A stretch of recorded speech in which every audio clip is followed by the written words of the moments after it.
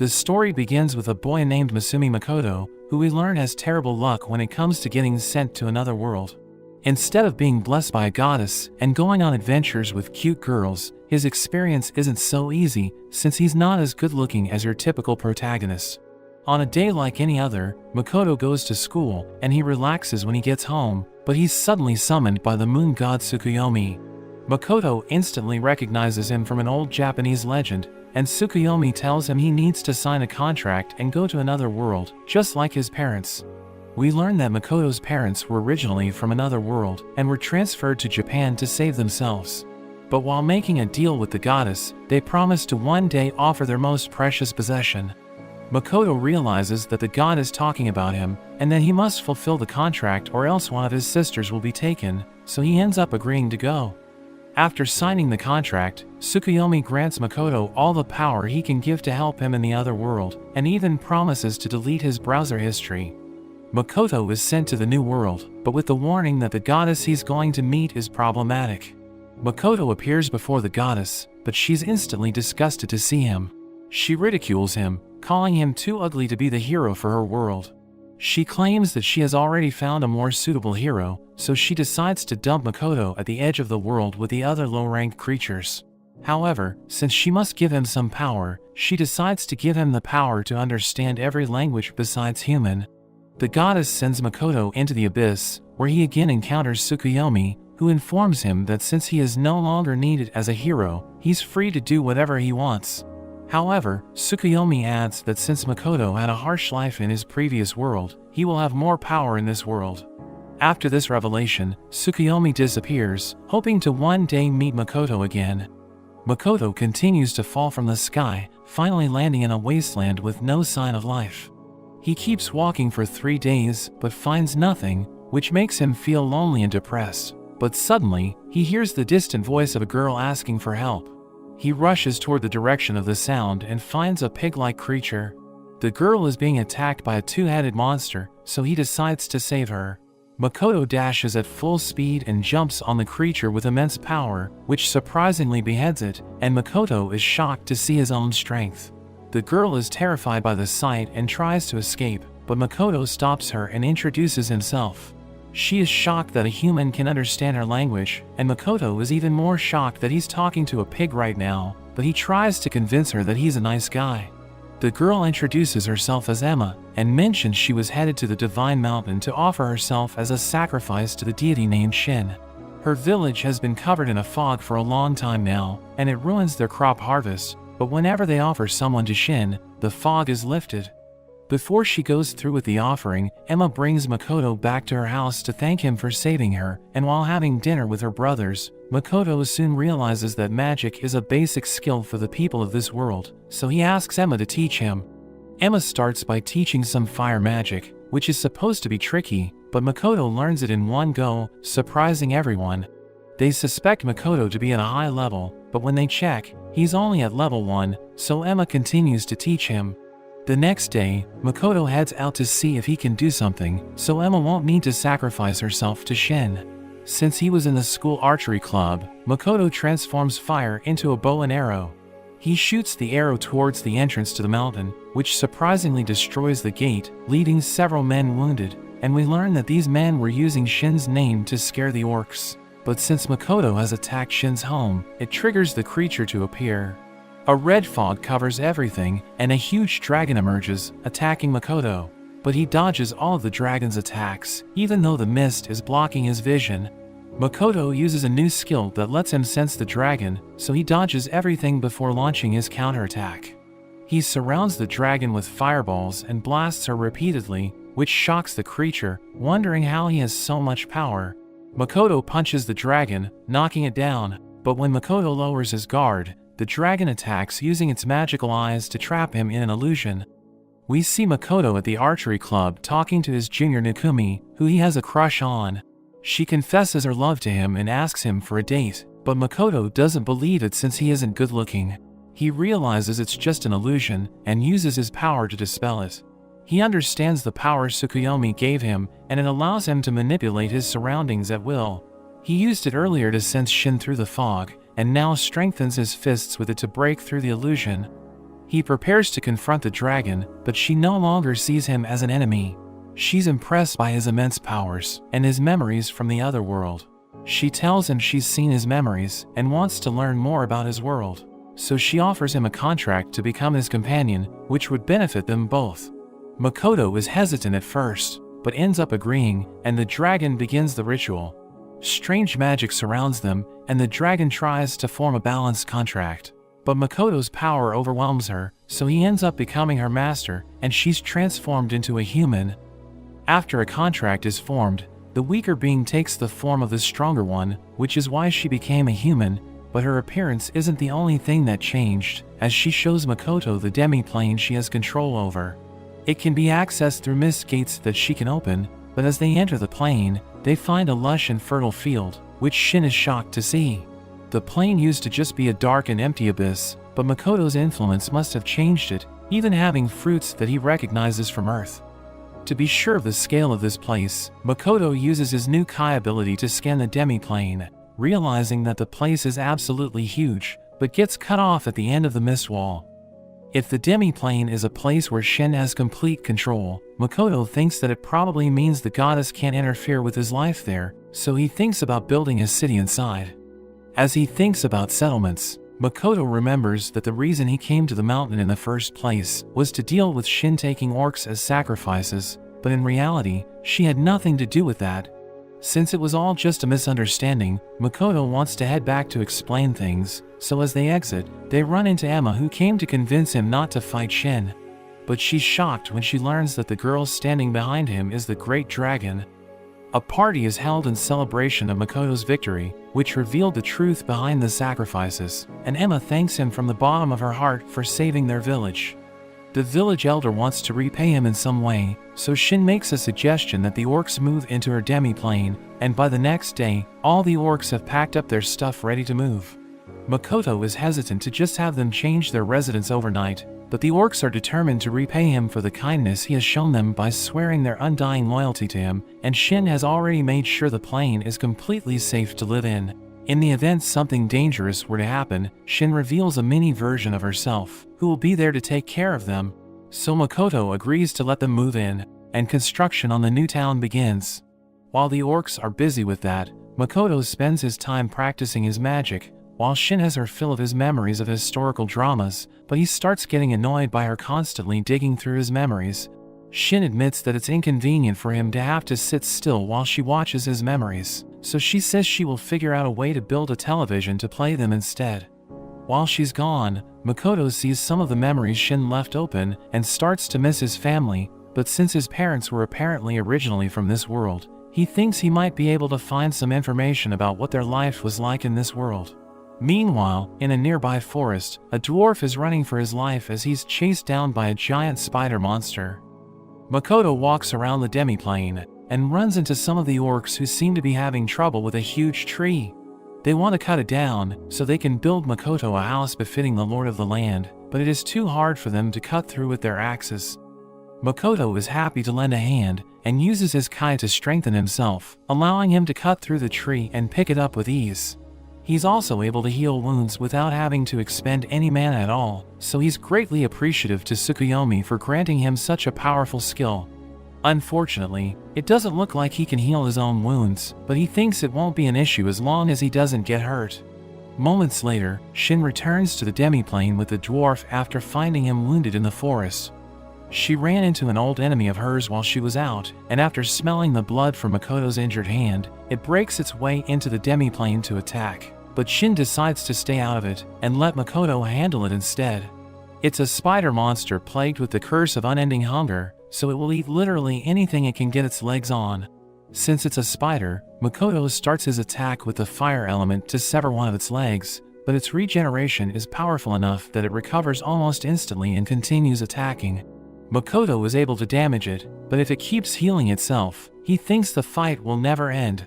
He continues launching fire spears, but he ends up getting caught off guard and stabbed through the gut by the spider's leg, but it just makes him angrier. He unleashes his full power and begins firing repeated fire blasts with no delay in between, following it up with an insanely destructive water arrow.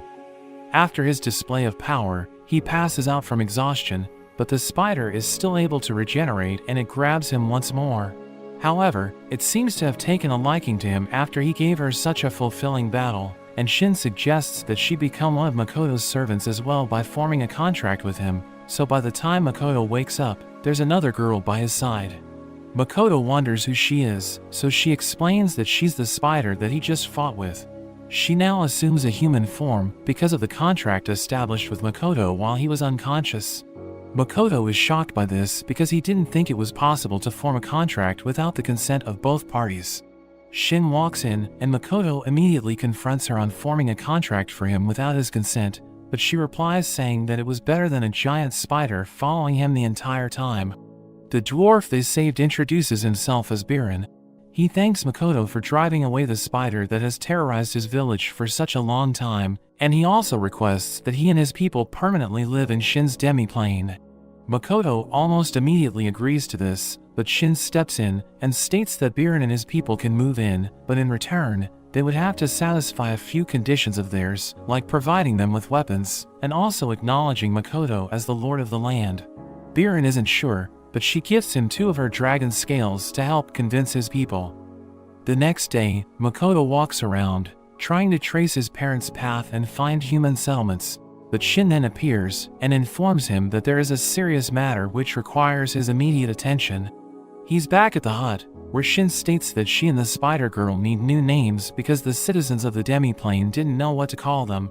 Makoto gets upset because he was called back for something so trivial, but Shin and the Spider Girl still insist on the new names, so Makoto gives Shin the name Tomo, which was the name of the strongest female samurai, and the Spider Girl is given the name Mio.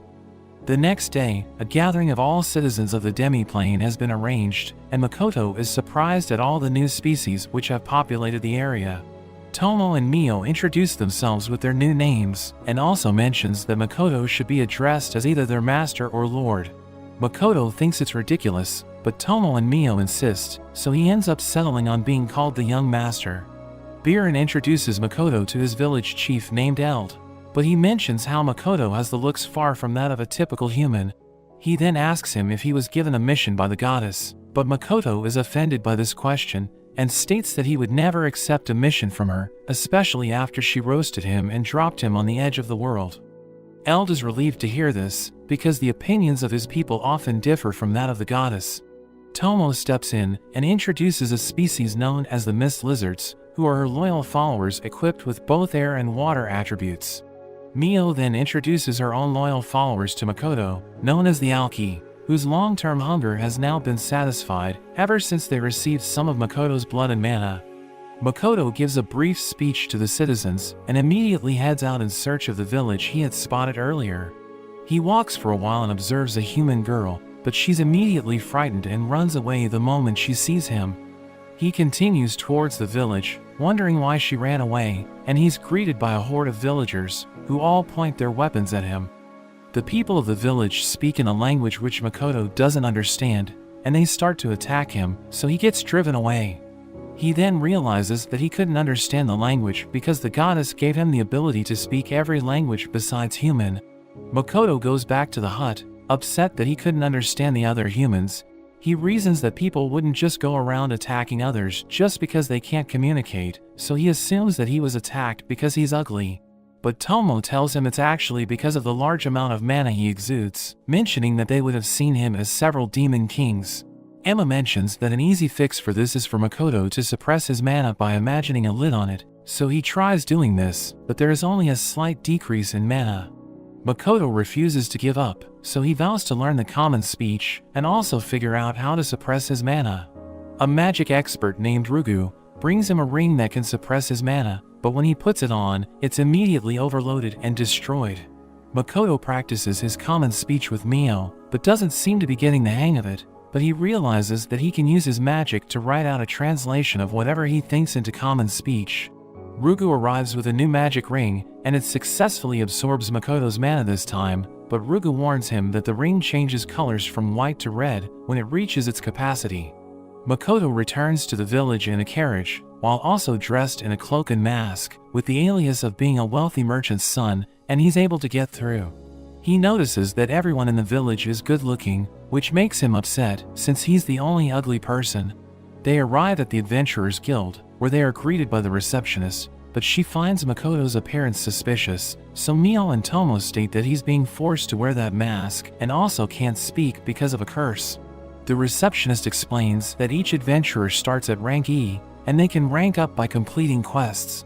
Mio and Tomo are given measuring scrolls to determine their level, and everyone is shocked to see that Tomo is level 1320, while Mio is level 1500. But Tomo is upset that Mio is higher level than her, and she demands that they are re-evaluated. Meanwhile, Makoto's level is evaluated, and he's embarrassed to see that he's still at level 1. They ask for a room for the night, so the innkeeper tells them it will cost 6 gold coins. They find the price absurd, so after a little intimidation from Tomo, the receptionist agrees to only charge them 2 gold. Later that night, Makoto and Mio take a walk through the village, when they suddenly bump into a girl who appears to be in distress. Makoto thinks it's suspicious that she's alone at such a late hour, so he tells Mio to handle it, but Mio suddenly scolds her, telling her to get out of their way. Makoto smacks her and reprimands her for being so harsh, and he asks the girl what she's doing all alone. The girl bursts into tears and embraces Makoto, while mentioning that she needs help, so Makoto decides to take her back to the inn, but we see a man watching them. The girl introduces herself as Rin, and mentions how her sister Toa has been missing for over a month. Meanwhile, Tomo encounters some men who are about to raid their carriage, so she starts fighting them. She finds their attack slow, and blows one away even though she's trying to hold back. She attacks with her sword, but it's way too sharp, and she accidentally cuts both of them in half. The remaining man tries to run, but Tomo dashes in front of him and knocks him out. She brings him back to the inn, and Makoto gets angry at her for slaughtering the men. He removes the bandit's chest piece, and finds that it's actually a woman, yelling at Tomo for not checking. Rin walks in on their conversation, and sees Makoto speaking, but it just sounds like gibberish to her, and Makoto is shocked to learn this. He tells Rin to get some food and head to bed, and she thanks him for all his kindness, even calling him her brother. She shows them a sketch of her sister Toa, but the picture seems to surprise Makoto. Rin wishes him good night, but we see her feeling conflicted outside. Makoto examines the memories of the woman Tomo captured, and finds that she's one of the thieves from the Adventurers Guild, and somehow has a connection with Rin. He also mentions that Toa is being held by these thieves, so he tells Tomo and Mio to rescue her. Mio thinks there's no rush, but Makoto has a serious look, so they both leave immediately, and we learn that it's because Toa looks just like his junior from his old world. Mio and Tomo talk about how Makoto's attitude changed right after seeing the picture. Mio wonders if he knows Rin's sister, but Tomo doesn't think it's possible since he doesn't know anyone else in this world, mentioning how she's seen his memories. Mio gets jealous hearing this, wanting to know more about Makoto, but Tomo tells her to get to know him herself. Mio gets scared thinking about his look, so they think they better save the girl as soon as possible. Makoto and Rin head to the trading exchange, and Makoto tells her not to worry, because he sent Tomo and Mio to rescue her sister. In a flashback, we learn that they fell into debt while trying to become adventurers, but her sister failed to pay it off, telling Rin to run away, but she also ends up getting caught. We see Toa as she loses hope, but Tomo and Mio appear, and Mio heals her with her magic. They prepare to head back, and find the door locked, but Mio dissolves it with her magic. They are about to leave, but a man named Melis stops them, and Toa recognizes him as Zetsuya's strongest adventurer. Meanwhile, Makoto is amazed that he sold his demi-plane fruit for 500 gold, and Rin starts wondering about his identity. They return to the inn, but Rin notices a man and runs off, so Makoto uses his investigative kai, and sees her meeting with the adventurers. She reports how Makoto sold some strange fruit for 500 gold, and the leader tells her to steal it, saying it would be enough to pay off their debt. She doesn't want to do it, but thinks of her sister and ends up agreeing. Meanwhile, Melis wonders how Toa is able to move, and we learn he's the boss of the group. Tomo is recognized as having recorded a level over 1000, but the men think it's too high, so they must have faked their level, but Melis invites them to join his group, saying he can make them rich. Tomo and Mio both decline, so Millis roasts them for following Makoto since he's only level 1. This pisses them both off, so they swing at him, but he blocks it with his barrier, and Toa recognizes it as the clay Aegis, so she thinks they have no chance of winning. Meanwhile, Rin thinks about what she should do, because she doesn't want to steal from Makoto. The receptionist tells her to move along, but Makoto appears and mentions she's his friend. The man remembers their previous encounter, so he instantly apologizes. Rin cries hearing that he sees her as a friend, and Makoto is determined to protect her. Millis sends his men to attack, but Tomo smashes through the barrier and blows him away. She continues to beat up the men, even throwing them through the walls of the other cells. Mio beats Millis to vent her frustration, and they end up destroying the whole building. Toa wonders if she's dreaming, but Millis sneaks up on her and holds her hostage, but he just ends up getting sent flying. Tomo wonders if they overdid it, but Mio thinks they deserved it for insulting their master. However, they start arguing over who did more work, so Tomo decides to show off her swordsmanship, slashing through the town. Mio refuses to lose, so she also shows off, and they both continue to cause destruction in the town. They return to the inn, and the sisters are finally reunited. They meet Makoto, and Toa thanks them for saving her, while Makoto realizes she's identical to Nikumi besides her hair color. The girls are exhausted and fall asleep, and Tomo thinks it all turned out well, but Makoto asks for some of Mio's silk, and he suddenly ties them both up. He thanks them for saving Toa, but points out all the damage they caused, so he launches them away to let them reflect on their actions. After the chaos of destroying the village, the group flees toward the nearby town of Saige, joined by the other adventurers who were also captured by Millis. While traveling, they stop at a guild, informing the receptionist that Zetsuya was destroyed by monsters, but luckily, all the residents escaped, and we learn that Tomo used her abilities to erase everyone's memories except for Toa and Ren. The receptionist asks them if the monsters are still there, but they mention that Mio and Tomo took care of it since their level is over 1,000, but she doesn't believe them because no one has such a high level, and we learn that since Zetsuya was destroyed before news of their registration could spread, they need to register again. Makoto thinks that the jealousy between Tomo and Mio might cause further trouble and lead to destruction in Saige, so he shares the story of a samurai who went alone on a journey to gain strength, and this story convinces Tomo that she must also do the same to improve her level, so she asks for his permission to go train in the wilderness. After Tomo leaves, Mio hopes to have all of her master's attention, but Toa's presence poses a threat. As the group continues its journey to Saige, Makoto senses the presence of killer bees using his kai. He tells Mio to handle it, so she uses her wind blade to slice them up, which impresses everyone. Makoto tells them to keep moving, but Toa insists on extracting rare items from the monsters. Makoto struggles to look her in the eye, but when she starts cutting up the bodies, he feels disgusted and loses interest. They continue fighting monsters along the way, and Makoto names his group the Kuzunoha Trading Company. As they continue traveling, they encounter rare monsters called the Ruby Eyes. Makoto tells Mio to deal with it, but the adventurers ask her not to damage the valuable parts of the bees, so she gets frustrated and tells Makoto to do it himself. With no other choice, Makoto takes up his bow and arrow and targets the weak spot of the Ruby Eyes, taking them all out in an instant. The group admires his remarkable skills, but their attention quickly shifts to collecting the loot, and they manage to collect 12 Ruby Eyes before reaching Saige.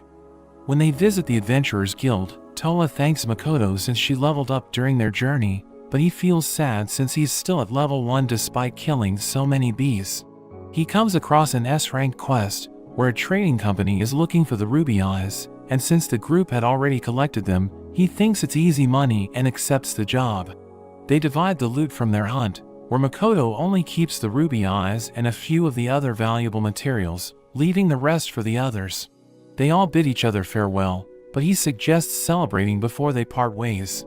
They also share their contacts through their license cards, which also have the function of making calls and accessing information. At the dinner, the group bonds and learns more about each other. The adventurers introduce themselves. There's Louisa the gunner, Hazel the alchemy meister, and Nina the priest knight. Nina then challenges Makoto to an arm wrestling match, but she's no match for him, and he easily defeats her. Toa warns him about the quest. because there are various rumors of bad things happening to those that work with the Rembrandt Trading Company. This makes him cautious, and he secretly inspects the ruby eyes before taking them to his room.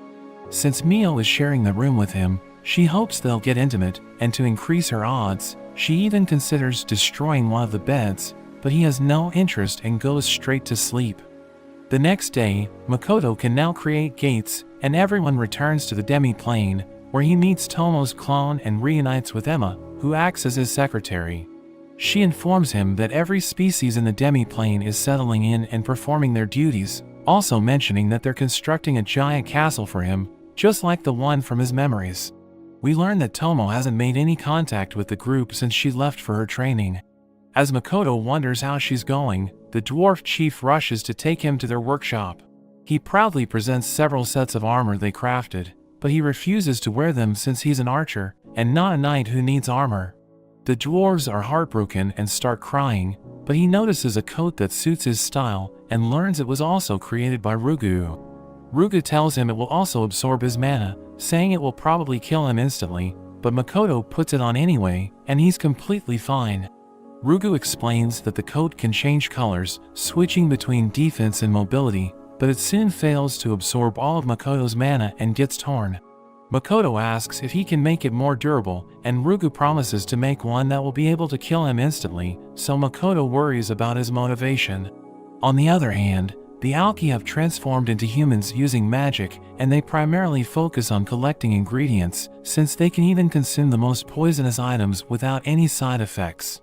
The following day, Makoto takes the ruby eyes and heads to the Rembrandt Trading Company, where he's warmly welcomed by the company's president Patrick and his butler Morris. Meanwhile, an adventurer named Lime visits the guild to learn the identity of the one who took the job of finding ruby eyes, so the receptionist tells him about Makoto. Makoto tells Patrick that due to a curse, he can't speak, so he communicates using his bubbles. He then introduces himself as a level 1 E-class adventurer, but the mere mention of this disappoints Patrick, thinking Makoto is just another overconfident rookie dreaming of success. But Makoto pulls out the ruby eyes, and this shocks him. He quickly confirms their authenticity, and asks for forgiveness for his rudeness.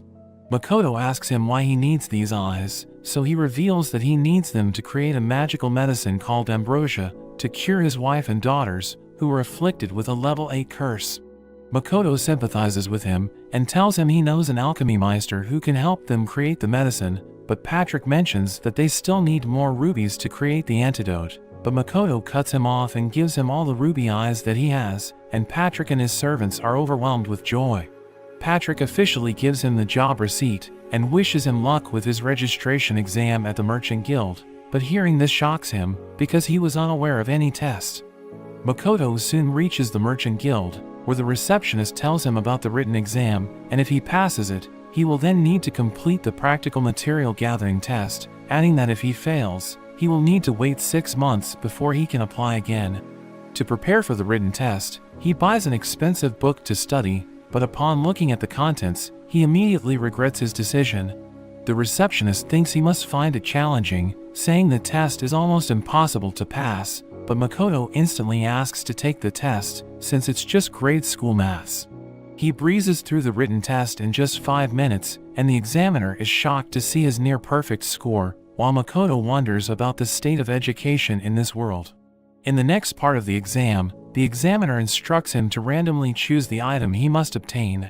As he makes the selection, the examiner boasts that the items that he needs to find are super rare, and he must bring something that's of equal or greater value within the next 3 days to pass the exam, but Makoto thinks that the items he collected with the adventurers are rare, so he takes them out as a substitute, shocking the examiner. On the other hand, Tomo proves her strength as she defeats a massive crab monster and shares a feast with her companions. However, a demi-human brings a message from Emma that Mio has entered the memory vault, so she gets jealous and rushes back.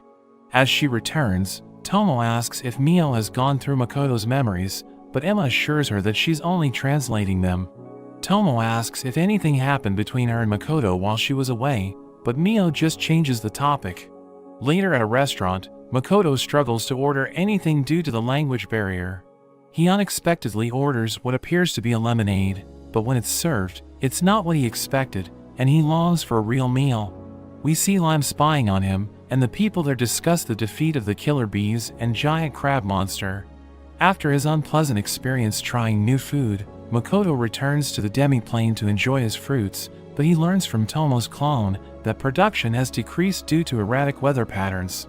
Makoto talks about his dream of creating an illusory city, explaining that it would be a city that people would only find if they got lost in the mist. The people would be given rare foods and items, which would increase their reputation and value in the outside world. But he suddenly receives a telepathic call, alerting him that Mio is in danger. He asks a human alky about the situation, who informs him that while translating memories, Mio came across something she wanted to watch, but Tomo is stopping her. Makoto intervenes, and asks Tomo what's going on.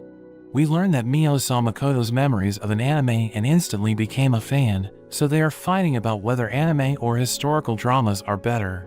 After their pleading, Makoto allows them to continue watching, but tells them not to fight over it again. At night, Makoto plans to rest in his room, but when he notices that there are only 2 beds for the 3 of them, he asks the 2 to give him one of the beds, but they tell him to pick one of them to share the bed with. He refuses to choose, so he ends up sleeping in a chair instead. The next morning, Makoto discusses creating a medicine with Hazel, but as they prepare to head out, Lime watches them from a distance, telling his friends to launch an all-out attack on them. Makoto and Hazel visit the Rembrandt Trading Company, but it makes Hazel uneasy because the company is well known in the city, and he fears upsetting them. Morris takes them to the lab, where Hazel starts reading the recipe, and is surprised by how easy it is to make, but he's told that extracting fluid from ruby eyes is the only difficult part. He starts gathering magic, but Makoto gets irritated by how much the goddess is being mentioned in his incantation. He also finds Hazel's method inefficient, so he secretly interferes and helps him out. Hazel asks Morris if they're using a replacement method, and he says it's because the ambrosia flower in the original recipe is rare, so they're using the ruby eyes instead, because the bees feed on the flower, but this gives Makoto the idea of making the flowers his company's specialty if he can get his hands on them. Hazel soon creates a bottle of the ambrosia, which Morris takes to Patrick, and while he's gone, they make 2 more potions, but when he comes back and slams the door, it causes Hazel to drop the potion he's holding, but Makoto manages to catch it before it hits the ground. Morris takes them to Patrick, who's injured because he tried to feed the ambrosia to his wife, but got attacked by her, and it took several guards to stop her. He says that this spasm was nothing like before, but Hazel thinks it wasn't a spasm, and something was added to the curse to stop her from taking the medicine, which is possible with level 8 and above curses. Patrick talks about his wife, saying how she only had a mild fever, but she never recovered, and eventually lost her sanity. He starts crying because he thought the curse would end today, and Makoto asks to be taken to her room. He mentions that he'll restrain her to make sure she takes the medicine, but Patrick thinks it'll be impossible for him since he's so low level. But Hazel assures him that he'll be alright, since Makoto is the one who killed the ruby eyes, and Morris also shows confidence in his abilities. Makoto uses the scent of the ambrosia to draw her out, and then uses the judo moves his sister taught him to hold her in place, while Patrick makes her drink the medicine, and starts crying when she is cured. They also feed the cure to both the girls, and he thanks Makoto and the goddess, but Makoto isn't happy he's thanking the goddess. Makoto leaves Hazel behind to refine the potion, and he finds Mio and Tomo waiting for him outside, but they are suddenly attacked by a group, and he dodges their attacks, but they take them head-on, because they want to check their opponent's strength. Their attacks have no effect, and Lime tells Tomo and Mio to join them. Tomo rejects his offer, but Mio wonders how much he's willing to pay. Lime offers her 10 gold, so she decides not to participate in the fight, which makes Tomo angry at her for betraying them, but she's just pretending to be on their side, because Makoto doesn't want them to repeat the same mistake as they made in Zetsuya. Makoto asks Tomo to take care of them, and she easily defeats them. Lime begs them to show mercy, and she spares him because she sees something in his memories. He apologizes for putting a sleeping curse on Patrick's family, which surprises Makoto, because the curse was a fatal one. Makoto asks him why he did this, and he says that a few months ago, he met a man who told him that the adventurers marked by the Rembrandt Company had difficulty finding work. The man suggested putting a sleeping curse on Patrick's family so he would rethink his ways, and Lime says that the man assured him the curse wouldn't harm anyone. Tomo reads his mind to see if he's telling the truth, and she sees he isn't lying, so they decide to let him go, but before he can leave, Mio takes all his gold since she stayed out of the fight. A few days later, Lime apologizes to Patrick, who accepts his apology, but tells him that he'll restrict what he can do as an adventurer, but Lime says he no longer wants to be an adventurer. We see him watching the orphanage where he grew up, when Tomo arrives and gives him a sword, which Makoto sent for him since he broke his old blade. He tells her that it was only because he heard someone from the orphanage died due to the Rembrandt Company that he fell into the man's scheme and placed the curse. She asks him to become her spy, and in return, she'll protect him and the orphanage, so he accepts her offer.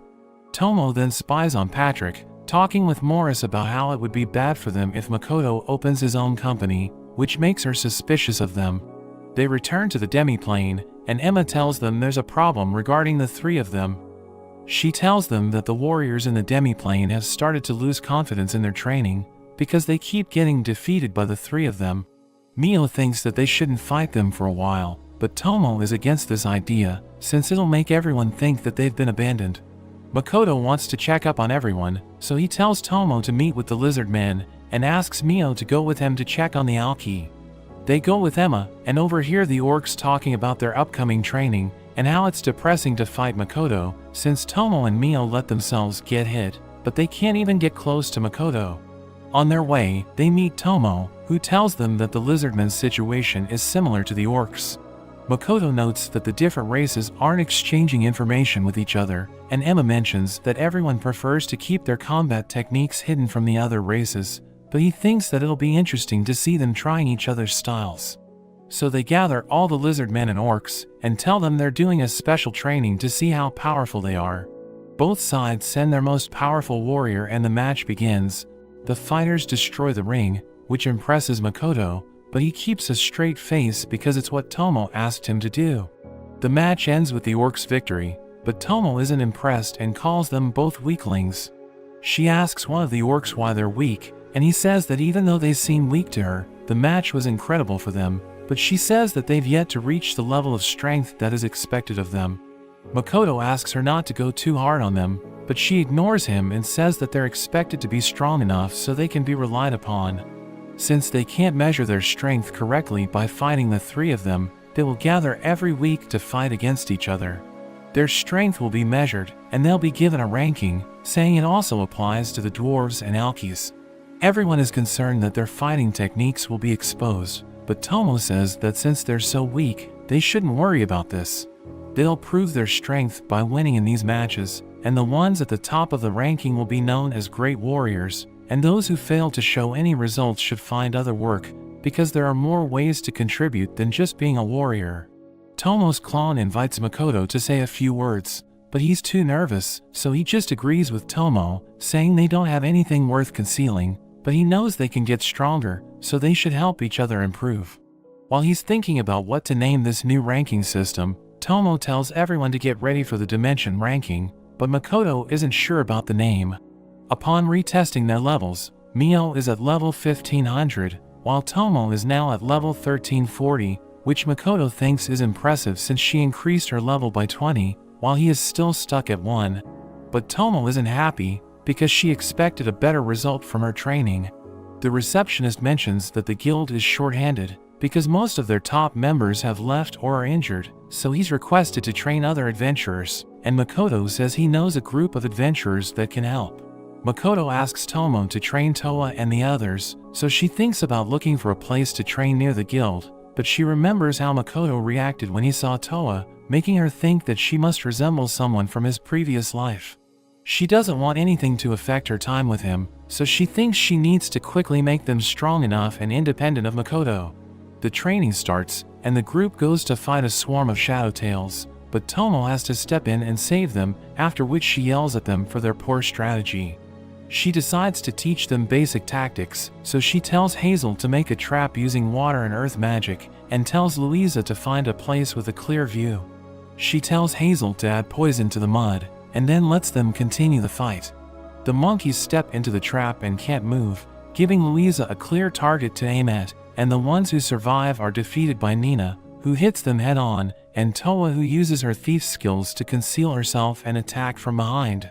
She tells Hazel that by using this strategy, he can use offensive magic freely, because he doesn't have to heal anyone except Nina, so they defeat all of their enemies following her strategy. After their successful mission, she tells them they'll find another nest on their own, because even if their level isn't high, they should continue challenging their limits and prove they're the best. Tomo returns to the guild, and informs the receptionist that she's assigned the job of defeating the Shadowtail nests to Toa and her team. The receptionist is shocked, because she doubts they're strong enough for the task, but she's surprised when the group shows up with the tails of 2 monkey lords, proving that they cleared 2 nests. On the other hand, Makoto tells Mio to go to the Tinarac forest and find the ambrosia flower, because he wants it to become their signature product. He goes to see Patrick and requests to rent one of their stores, but Patrick wonders why he doesn't want to buy his own shop. We see Makoto learn from the Merchant Guild's receptionist that if someone buys their own shop, the government will ask them to spy for them if they're in the Ion Kingdom. Patrick tells him there's a neutral city that isn't tied to any country, and he thinks it would be perfect for him to start his store. He even knows someone in that city, so he asks Makoto to wait until he can contact him. Meanwhile, Mio reaches the Tinarac forest, but she doesn't like it because there seems to be nothing tasty there. A human party also enters the forest, and they are watched by 2 elves, who don't seem happy about them trespassing. The party is soon defeated, and one of the elves named Aqua tells her partner Eris that their enemies are alive, but she wouldn't have hesitated to kill them if they'd laid their hands on the Crimson Lotus. A party is held to celebrate Makoto's new company, and he thanks everyone. He's a little shy, so he asks Tomo to speak with everyone since it's her specialty, but she tells him that everyone wants to hear his voice. Tomo's clone brings him a drink, and he pats her head, which makes Tomo happy because they're connected. Mio gets jealous and brings out a dish, which she had discovered inside. She thinks she should feed it to him, but he eats it himself, making her sad. Tomo takes Mio away from Makoto, because she wants everyone to spend time with him. The Aoki Akina approaches him, and mentions that she can now maintain her human form for a longer time. She also gives him a report of their journey to the Tinarac forest, and reveals the location of the ambrosia flower. She wanted to bring him a sample, but couldn't because the forest is ruled by another race. Makoto wonders if all the Aokis have gotten used to living in the demiplane, and she tells him that they've adjusted well, all thanks to him. The lizard man Liddy also appears before Makoto to thank him, because he learned new techniques in their joint training. He reveals that he's even getting trained in unarmed combat by Tomo, but this worries Makoto, because he doesn't want everyone to become like her. Biren wonders if he likes staying inside, and he says that it's a good place to live, but sometimes Mio and Tomo cause problems. He wonders if Biren and the others are becoming bored since they never leave the demiplane, but Biren considers the place a paradise, and says they don't need anything else. He's happy to craft weapons for everyone, but is also interested in the weapons of the outside world, so Makoto allows him to work in their new shop at Sage. Later on, an orc tells him that he's the new guide for the adventurers in Mirage City, a fake town created to trade goods that exist only in the demiplane with the outside world. Makoto thanks him for his services, and he's glad to be useful. The whole crowd starts shouting, and they all want to talk with him.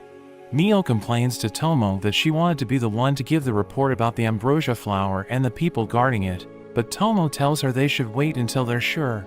Suddenly, they stop sensing Makoto's presence, which makes them worried. His presence returns, and quickly they rush to his location, where they find him practicing archery. Mio hugs him while crying, and he wonders what happened. Tomo wonders how he practices his archery, and he tells her that he focuses on the target by emptying his mind, so she realizes that he's making his consciousness vanish and reappear to shoot his targets. Mio notes that a person can only do this if they're dead, so when he was practicing, it felt like he'd died. Makoto assures them he's fine and they don't need to worry, but Tomo tells him that his mana capacity is increasing. She notes that a person's mana is normally fixed and can't be increased, but by experiencing death and rebirth, his mana has increased and is now comparable to that of the goddess. The demiplane has also expanded, and if the goddess finds out about this, she won't be happy, so they must suppress his mana. The next day, Makoto buys supplies for his store, but he's mentally exhausted since he can't practice archery, and because Mio keeps making moves on him. He's lost in thoughts when a bag belonging to a demi-human comes flying towards him. He returns it to its owner, and sees the demi-human's face, which makes him realize that he looks similar to them. A girl starts hitting on Makoto, making him notice he's in a red light district, but before things go too far, he's taken away by Tomo and Mio. They get angry at him and wonder if they aren't good enough for him. He considers them his family, but is embarrassed to say this, and instead tells them that they have nothing to do with what he was doing. This makes them furious, and they tear apart his clothes, but before they can do anything, he runs away by creating a mist gate. Emma sees Makoto hanging on a tree, and from the pink mist and spider webs, she understands the situation. She tells him that his protective gear is ready, so he goes to Rugu. He tries his new gear and is pleased with it, but suddenly Mio arrives and apologizes for the previous night. He says it's alright, but tells her not to do it again. He asks her about the race guarding the ambrosia flowers, and she tells him to leave that to her, but he gets scared of what she'll do, and decides to go with her. They soon reach the Tinnarak forest, and because they sense someone following them, they decide to get out of their sight. They find the ambrosia flowers, and Makoto feels someone must be taking care of them because of how great they look. He gets a flashback, where we see him holding his sister's hand, so he asks Mio to hold his hand, since the ground is slippery. She gets happy by this, but they're interrupted by Aqua and Eris, which makes Mio mad. The humans also arrive and get ready to steal the flowers, making the forest guardians think they're all thieves.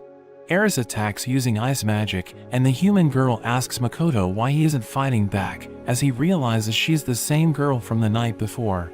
Makoto easily deflects Eris's attack, so she attacks with her flaming arrows, but he blocks them with his defensive Kai. He thinks he can get the situation under control, but notices Mio getting angrier, preparing to kill everyone.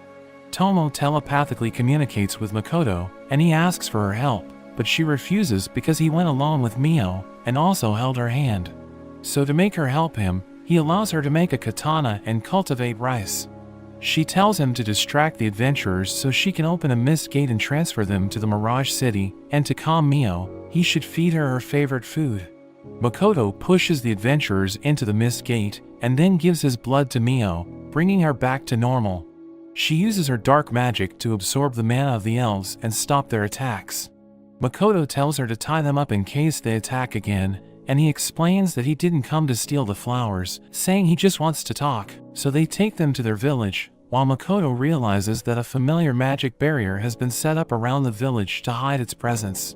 They're greeted by the elders and their representative Nil, who calls himself a forest ogre, surprising Mio because she thought they were elves.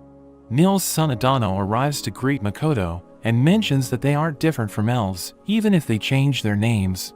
The elders say that elves need the forest to survive, whereas the forest ogres protect the forest, but Adano wonders how long they plan to live in hiding, because the dragon's barrier is constantly getting weaker. Makoto mentions he's just a merchant looking for medicinal ingredients, but Adano is suspicious of how strong he is, so the elders continue to question him. Afterwards, Aqua and Eris apologize to Makoto, and ask him to meet their master Mundo, who arrives by breaking the wall.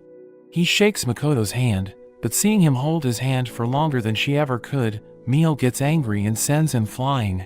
Makoto tells Mio he wants her to spy on Adano and Mundo, which excites her because she has seen spies in his memories. After gathering the information, she reports to Makoto that Mundo is possessed by something, whereas Adano is in contact with the demons, so he tells her to go back to the demi-plane and swap with Tomo, because there's something he wants to confirm with her. The elves throw a feast for him, but he sees Mundo and Adano arguing. Suddenly, a skeleton monster appears from Mundo's body and kills Adano, so Makoto confronts him.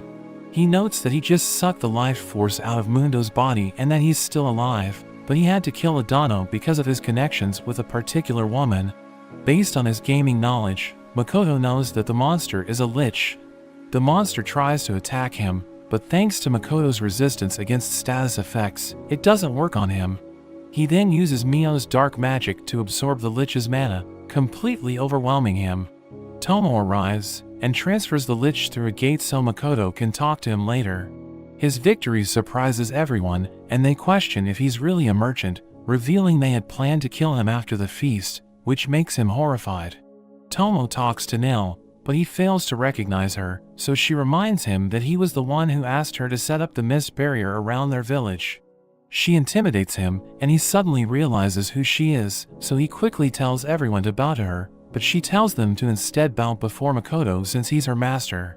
They return to interrogate the lich, and Makoto asks him why he was in the village. He says that he wanted to observe the forest ogres and their abilities, but Tomo asks him why he became an undead. He reveals he wants to become a Grant, a species superior to humans in every way, and asks Makoto how he defeated him, so Makoto explains that he used dark magic to consume his mana when he was casting his spell. The lich thinks he's lying because it would require a ridiculous amount of mana, and this angers Mio and Tomo, who threaten to kill him, but Makoto calms them down. He wonders if the lich has any spell books he can buy, and the lich thinks he's messing with him, but Makoto mentions how he only learned magic from a single page written by Emma.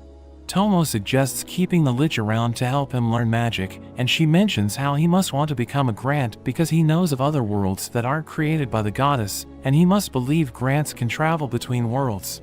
Makoto wonders if he can return to his old world, but Tomo thinks it's impossible, because many have tried to travel between worlds, and only a few have succeeded. She reveals that Grants aren't the ones with the power to travel between worlds, but rather those who have successfully moved worlds. Makoto wonders if there's a way to do it, but according to Tomo, even if the goddess herself opened up a path, the survival rate is less than 10%. She proposes that Makoto form a contract with the lich since he wants to learn magic from him, and they both agree. Makoto is too strong, so he needs to lower his mana in order to form the contract.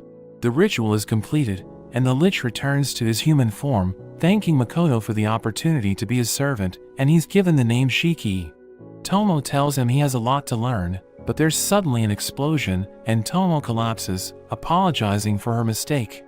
Makoto tells Mio to stop Tomo's bleeding, and he takes Shiki toward the explosion site. Shiki tries to follow him, but falls to the ground because he isn't familiar with his new body.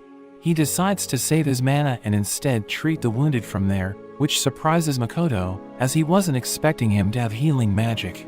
Makoto runs toward the explosion site and comes across a few injured people. One of them is an Alki named Hokuto, but he finds this odd because Alkis should be able to heal quickly, and seeing him in this state reminds him of when his cat died in his past life. Shiki starts healing them using his magic, but some of them are too badly hurt, so he asks Makoto for help. But Makoto can't use healing magic and instead uses Kai, which isn't enough, so he combines 2 Kai spells and successfully heals him.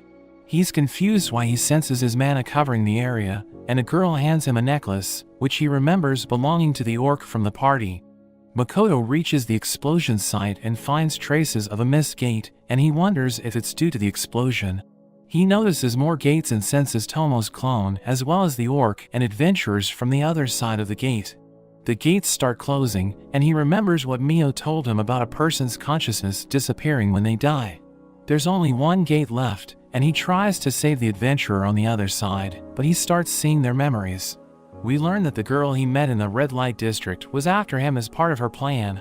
She and her fellow adventurers stole several items from the Mirage City, but as they were escaping, a young orc saw them, and when the orc and the others tried to stop them, the girl threw one of the bags, but inside it was a ring that had absorbed Makoto's mana, which caused the explosion. Tomo's clone tried to protect everyone using a water wall, but the explosion was so powerful that it broke through the barrier, killing everyone. It created a mist gate, which is how the girl teleported to Saige, where she's still worried about the stolen weapons. Suddenly mist surrounds her, and Makoto appears with a terrifying look. He isn't wearing his mask, so the girl starts insulting him for his looks, but he ignores this and wishes he killed her before. She mentions she's a level 96 hunter, but Makoto ignores this and takes out the traditional weapon of the orcs. She attacks Makoto, who cuts off her hands and knocks her down, telling her she deserves it. She begs him to stay away, but he finds her irritating and finishes her off. Tears start rolling down his eyes, and he wonders if it's because this is the first time he's intentionally killed someone, or because of the deaths caused by the explosion, but he concludes that it's because dying was a sad thing in the world he used to live in. The next day, Makoto holds a traditional orc funeral for the dead and pretends to be fine. He tells Tomo about his experience of seeing the girl's memories, and she feels happy knowing he killed the adventurer as the true king of the demi-plane. He wonders if he's becoming like them because of the contracts, but this makes Tomo laugh, and Shiki explains that no part of the servant can enter the master's body. Tomo believes he could use her power because of their connection, which makes Mio angry, but Tomo clarifies she's talking about the trust between them. Shiki tells him he can use any of his servant's power, but it'll take time to get used to it. Tomo explains that the trust between master and the servant is the key, so when a master faces an emergency, the servant's power may manifest in him. Mio gets jealous because Makoto used Tomo's power, and the girls start fighting over who's closer to him. Later, Makoto tells Emma about creating a wall around the Mirage City to protect the weak and the children, and he also wants the Lizardmen to patrol the area. He tells the Alkies to take turns in pretending to be adventurers, staying in Mirage City so they can gather information. The dwarves go on to brief him on managing the warehouse, where they plan to dispose of the waste immediately and add safety precautions. After meeting the parents of the dead orc, Makoto meets his friend and apologizes, but the orc reminds him that he saved their village, so they all will happily offer their lives for him, but he still feels bad and promises to make things right. Makoto meets Patrick, who tells him about the neutral town of the Rotsgard Academy. He shows Makoto a map, which surprises him because it looks a lot like Japan. Makoto plans to leave immediately, but before going, he reveals he lied and removes his mask. They are shocked to see his face, but Patrick assures him he still trusts him, mentioning how he never stopped loving his family even when they were transformed by the curse, but Makoto is a little offended by the comparison.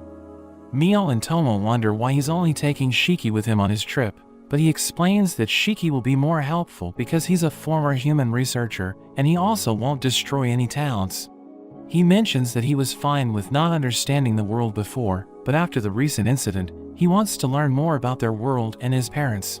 He apologizes for leaving, but gifts Tomo his memories of swordsmanship, and Mio his memories of firearms. Tomo tells him that while he's gone, she'll try to get the forest ogres to move to the demi-plane, whereas Mio will maintain Mirage City and their shop inside. Makoto and Shiki get ready to leave, but Makoto suddenly gets teleported somewhere else, and is attacked by two adventurers, Sophia and Lancer. He dodges their attack but gets his fingers chopped off. On the other hand, Morris tells Patrick that the main forces from Lemia and Britannia will soon be fighting the demons. Makoto is confused at what's going on, and remembers hearing the goddess's voice before getting teleported. Sophia thinks he's a demi-human, so she wonders if he's really the goddess's hero. She continues to attack, so he uses barriers and his strengthening Kai to protect himself, but it isn't enough to fully block her attacks. His injury is also more serious than he thought, so he uses a bowstring to stop the bleeding. He learns that a war has broken out between humans and demons, and his attackers have chosen to side with the demons. Lancer tells Sophia to dispose of Makoto because he's preventing the demon army from advancing, and Makoto thinks about retreating to the demi-plane, but he knows he'll be followed, so he prepares to fight. He attacks with a rapid-fire barrage, and while his enemies are occupied with defending, he uses his concealing Kai and tries to escape, but crystal walls suddenly appear around him. Makoto uses barriers on his feet to break the walls, but Sophia and Lancer catch up to him. She thinks he isn't good at fighting, but has weird abilities, and Lancer believes he's receiving the goddess's protection. So Sophia puts on a ring that removes his protection, but Makoto tells them he wasn't receiving anything from the goddess in the first place. Makoto learns that Sophia is the famous dragon hunter, and Lancer is actually a dragon. He tells them he's a merchant and doesn't want to fight, but they don't believe him and prepare to attack. Since he has no other choice, he takes off the rings absorbing his mana, and uses his strengthening Kai which blows them away. He switches to his investigative Kai to see them through the dust, and he uses a special arrow made by the dwarves to fire a devastating shot. Sophia and Lancer try to block it, but it splits up into multiple shots and breaks through their defense. Makoto follows up with a water arrow, and Lancer thinks he can block it since he can also use water magic, but is surprised that Makoto's affinity for water magic is greater than him, causing him to freeze. Sophia uses this opportunity to chop off Makoto's head, but he narrowly dodges her attack. She again attacks him with all her strength, but Makoto blocks it with his arrow, and it breaks her sword. He's amazed by the work of the dwarves, but Sophia suddenly grabs him, and Lancer creates crystals in the sky, which he uses to continuously swap with Sophia, taking Makoto high into the air. She returns to the ground, and thinks that Makoto is done for, but he shoots fireballs to destroy the crystals, and fire starts raining from the sky, hitting both the demon and human armies. He uses the power from his mana rings to fire a huge water arrow, and everyone watches as a massive pillar descends. It freezes everyone around as it lands, while Makoto disappears into thin air. As the rings shatter, there's a massive water explosion, and it creates a whole new lake, but we see Sophia and Lancer manage to survive. They think Makoto must have died in the attack, but Sophia swears to kill him if he's still alive. When Makoto wakes up, he notices Tomo and Mio sleeping next to him, and surprisingly, all his injuries are healed. He tells everyone about Sophia and Lancer, and Shiki mentions that the goddess manipulated him to fight the demon army. Mio gets angry, but Makoto believes it's his fault because he got careless, and thinks he must increase the amount of mana he can use at once, so he decides to study at the academy with Shiki. Tomo thinks she and Mio should travel with them, because the goddess can interfere at any time, but he mentions he wants to hide them from her, calling them his trump card. Tomo introduces Makoto to her new clone, which she made using one of his rings, and he names her Como. Tomo mentions how Como won't end up like the previous clone, and this is basically their child, so Mio gets mad hearing this. We see that the forest ogres have also moved into the demi-plane, and Tomo plans to prepare them for the dimensional ranking. Their shop inside is opened, and a customer visits to get his blade repaired. He's unhappy with the demi-human employees, but Biren takes his blade and repairs it. Mio shows off how sharp it is, and it accidentally cuts the customer's cheek, but Eris quickly heals him. Everyone is impressed with their services, and even Patrick is amazed to see Makoto's shop. Makoto learns that during his battle with Sophia and Lancer, he unintentionally hurt both the human and demon armies. He realizes there were other heroes on the battlefield, so he wonders if he will meet them in the future. Later on, as Makoto thinks about his past life, Emma calls him for the feast, which is to celebrate their new shop and for his farewell. He reflects on everything that happened to him, and thinks that living in this world isn't that bad, but he immediately takes back his words when he sees Tomo and Mio fighting once again. On their way to Rothsgard, Makoto and Shiki reach the town of Obit. Makoto mentions that walking is tiring, but Shiki believes it's better than teleporting and getting found by the goddess.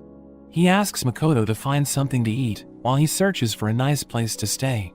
Makoto says he's fine staying anywhere, but Shiki can't allow them to stay at a cheap place, because he knows it will upset Mio and Tomo, and Makoto wonders if leaving the demi-plane in their hands was the right decision. Back at the demi-plane, Mio practices cooking so she can impress Makoto, but her friends pass out after eating the food she prepared. Tomo's glad she didn't serve it directly to Makoto, but Mio isn't sure what went wrong, because she made the curry just like in Makoto's memories. Tomo wonders if Mio has ever eaten rice curry, and she tells her that she hasn't, because it's a dish from another world. She didn't even ask Makoto how to make it, because she wanted to surprise him. Emma and Biren wonder if the green part is a mineral ore, and she says it looked delicious in Makoto's memory, but they tell her that the original ingredient was probably a bell pepper. Mio eats the curry, and finds no issue with it, but Tomo tells her most people aren't able to eat minerals like her, and this surprises her. Tomo isn't sure if she's studied cooking, but Mio mentions knowing how to use a flame. Tomo asks her to prepare toast to test her, and Mio thinks it's easy, but she uses her flames and burns it completely. On the other hand, Makoto tries blue meat for the first time and is surprised by its texture. The restaurant owner wants him to at least pretend to enjoy the food, but Makoto tells him he liked its taste. He wonders if it's made from slime, which impresses the owner, and he thinks Makoto must be a good adventurer because he easily identified the ingredient. He mentions he's submitted a request to the guild for slime hunting and asks Makoto for help, but he tells him that he's mainly a merchant and is traveling to Rothsgard. This draws everyone's attention, and Makoto realizes he's being watched, so he leaves after paying his bill with a gold coin.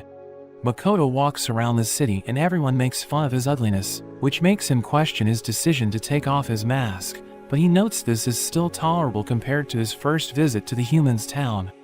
Makoto goes to the guild, where the receptionist can't believe he completed a special mission while being just an E-rank adventurer. He notices the slime hunting quest, but he can't accept it because there's a B-rank requirement. He hears a girl telling the receptionist that the moon over the ruined castle is attacking, which surprises him because it's a song he loved in his previous life.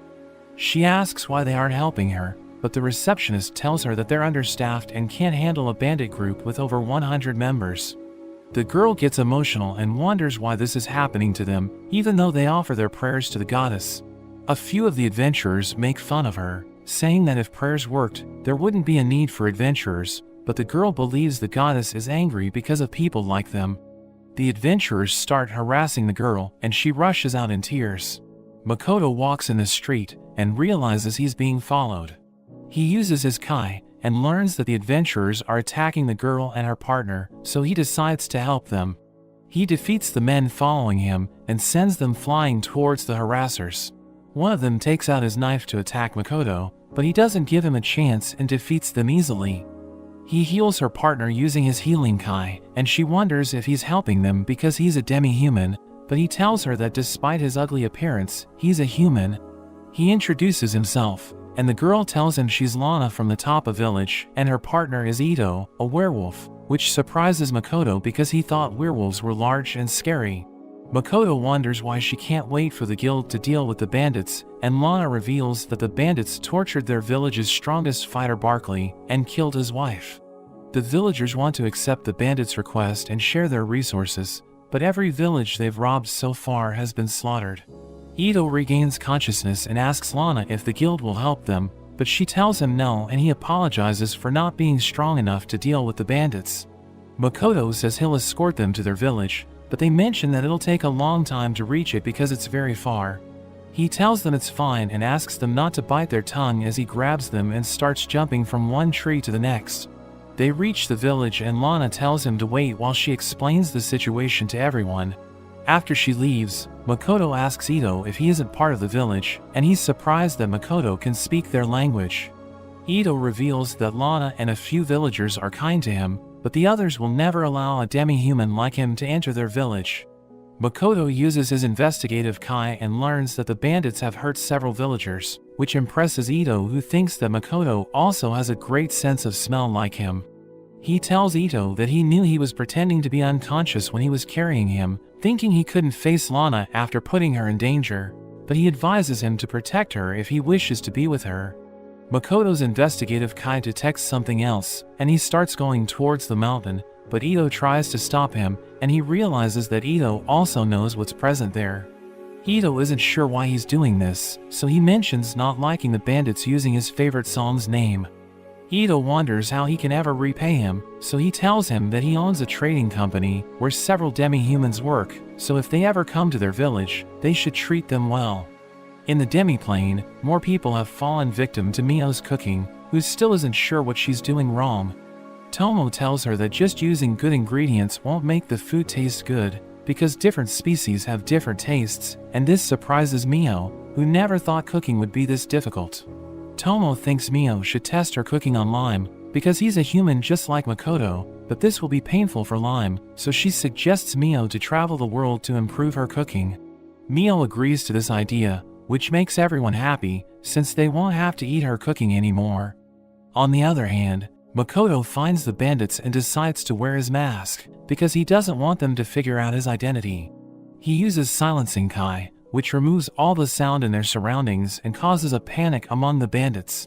He uses this opportunity to attack them with arrows, and when they try to counterattack, his armor protects him. He doesn't want to waste his arrows, so he uses a fire arrow to knock out everyone in a single attack. Only one bandit remains, who begs Makoto to spare his life, but he says he isn't going to kill him and asks him to change their group's name. Makoto meets Shiki, who's found a room that costs 3 gold coins, which Makoto finds expensive, but Shiki reveals that the heroes are treated well by the Lemia Kingdom and Gretonia Empire, so he can't allow Makoto to be the only one who's living in poverty. Makoto remembers the heroes from his fight with the demons, and wonders when he'll meet them. We see Makoto in his previous life, where he meets a girl named Hibiki, who wonders how he's in the archery club when he's so average, but she's a little jealous of him because unlike him, she has a boring life, and she always gets what she wants. Suddenly a white light appears and she's teleported to another world, where the goddess asks her to become a hero. She assures Hibiki that she won't be alone against demons, since she'll also send another hero to help her, and she'll get all kinds of powers. The goddess wonders if Hibiki wants a challenging life, which tempts Hibiki, so the goddess gives her magical abilities, increased strength, and charisma. She also gives her a silver sash, and sends her to the Lemia Kingdom, where everyone is waiting for her, since the goddess had told them about a hero coming to help them fight the demons. Days pass and Hibiki learns that the demons were forced into the barren lands, but for the past decade, they've been advancing, and the Alicia Kingdom has already been defeated, whereas the Lemia and Gritonia kingdoms are still fighting. She knows that Gritonia also has a hero and the two nations are only working together due to a common enemy, but once the war is over, it could become a problem. She calls the wolf spirit hiding in her sash, and thinks about her teammates she'll be recruiting the next day, as we learn that the king has already selected the court mage Woody, and a knight named Verda. The next day, we meet Navel, who's also known as the silver-haired ogre, as she looks at Hibiki, finding her unsuitable for battle, so she decides to leave, but she's stopped by Woody. Hibiki interrupts them and asks Navel to be her teacher, but Navel isn't interested. Hibiki convinces her by saying if she joins their party, she can be on the front line and can kill all the demons, so Navel ends up accepting. Hibiki's group is asked to escort the priestess of Laurel named Chia, but on her way, she's attacked by mana-eating monsters called kobolds. The priestess creates a barrier around her and the group goes to fight the kobolds, but Hibiki has never killed before and she feels nervous. They attack, but Hibiki hesitates to kill the monster, because he begs her to spare him and he uses this opportunity to call his friends. She blames herself for the trouble, but upon seeing her friends struggling, she gathers the courage and starts fighting. The group follows her lead and defeats all the kobolds, so Chia wishes to join their party, but they think it'll cause problems with Laurel. Chia cuts off her hair and asks them to allow her to join them, otherwise, her nation will think they did something to her. Hibiki finds her threat senseless and she just ruined her hair, but Chia thinks it would have disturbed her while fighting. Navel and Hibiki joke about how they should also cut their hair. However, Chia mentions that they're strong and don't need this. But Hibiki finds Chia impressive and wishes to learn magic from her. The newly formed group starts defeating the demons, but when they face Mio in her spider form, they struggle against her. Mio's skin is too strong, and none of their attacks work on her, but Navel keeps attacking and manages to cut off one of her legs, but it regenerates instantly. Navel is about to be eaten, but Hibiki saves her and tells Chia to heal her. They're all defeated by Mio, and only Hibiki remains, who manages to damage one of Mio's eyes, but passes out. She wakes up in her room and is happy that no one died during their battle, but this is her first defeat, so she thanks Mio for the experience, and vows to defeat her the next time they meet. In Makoto's old world, we see a boy named Tomoki, who has a miserable life and wishes to live in another world with superpowers. He goes to sleep, and when he wakes up, he finds the goddess standing before him. She asks for his help, and grants him magic and a strong body, as well as an eye that can charm others, along with flying shoes and the ability to become immortal at night. He isn't happy with his appearance, so she changes it and sends him to Gritonia, where the second princess of the Gritonia Empire, Lily Flaunt, greets him. Lily introduces him to Genebia, a royal guard, and he's surprised, since he's never seen a female knight. She considers him rude, but starts blushing when he stares into her eyes. Lily thinks something is wrong, and takes Tomoki to measure his level. She learns that Tomoki has a magic eye, and she tells the doctor to make sure that the royal family is immune to its effects. Later on, Tomoki is introduced to Yukinatsu, an alchemist, who tells him that she doesn't make medicines, but is skilled in making golems. Tomoki gets excited by this, which charms her and she invites him to her room, but Lily stops her. Tomoki walks around the castle and he finds a dragon summoner named Mora. He gets excited by her dragon and wonders if she lives with her family here. But she says that Lily brought her to the castle after their village was attacked by demons. He apologizes to her, and she says it's fine, but she's also charmed by his eye, and asks him to marry her. At night, Tomoki tells Lily he wants to form a party with the 3 girls, and Lily says they already like him, so it won't be a problem. She thinks he still can't control his magic eye, while Tomoki wonders if everyone likes him just because of his powers. He wants to know what Lily thought of him when they first met, and she thinks he's a great hero, so it's natural that everyone likes him. She kisses him and they spend the night together, as we learn Lily is willing to do anything to defeat the demons. Lily tells Tomoki that Gritonia and Lemia are preparing to launch a joint attack on Fort Stella, and he shows interest in meeting the Lemia Kingdom's hero. Lily mentions their hero is gorgeous, but he assures her he's happy with her. On the other hand, Navel tells Hibiki about their plans to fight the demons, but Hibiki doesn't look happy, so Navel wonders if she's thinking about Gritonia's hero, and Hibiki tells her that she's interested in him, since they're from the same place and are almost the same age. The 2 nations meet, and Lily reveals they got reinforcements from the King of Ion, but received less support from Laurel, and Hibiki thinks their relationship with Laurel isn't good because of Chia. Lily says that even after this setback, they outnumber the demons, and once they receive the goddess's blessing, their advantage will further increase. Hibiki asks why they're fighting at night, and Tomoki tells her they're used to it, but she mentions that Lemia isn't good at fighting in the dark. Tomoki wonders if Lemia has anything useful to offer, but he mentions that this fight is like a mid-boss battle, which they should easily win with the goddess's blessing. She wonders if they met in their previous life, and he says no, but when she mentions that a model her friend liked had the same name as him, he gets angry and tells her that they're 2 different people.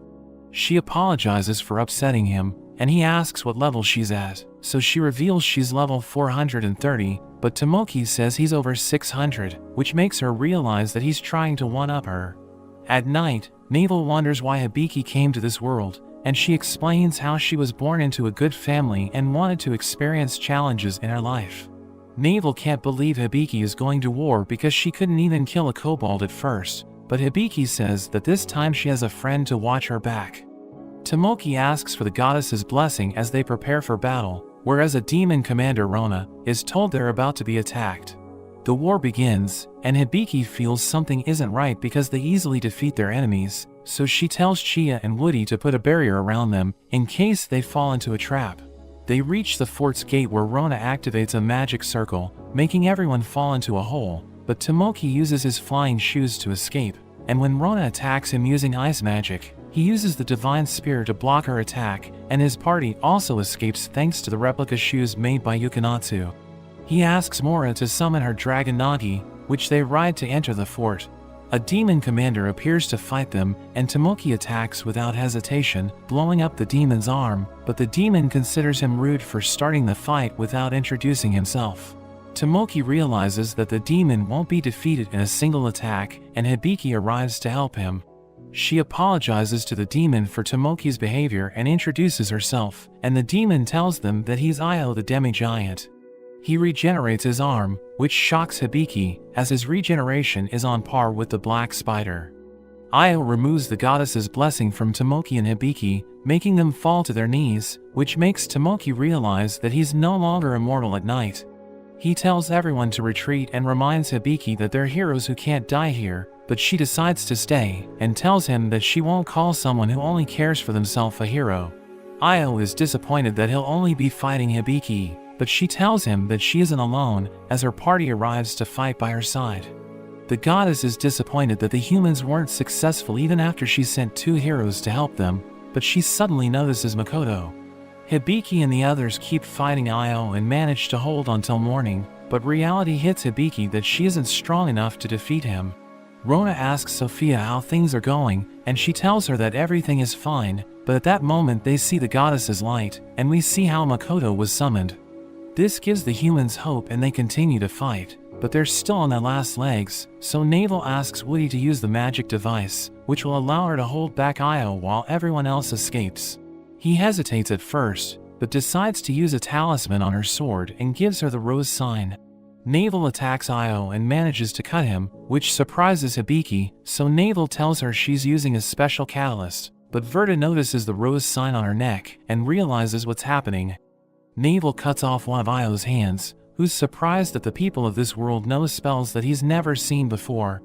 Naval is also surprised that they haven't managed to defeat even one demon commander, but Io assures her he's the strongest demon on this battlefield.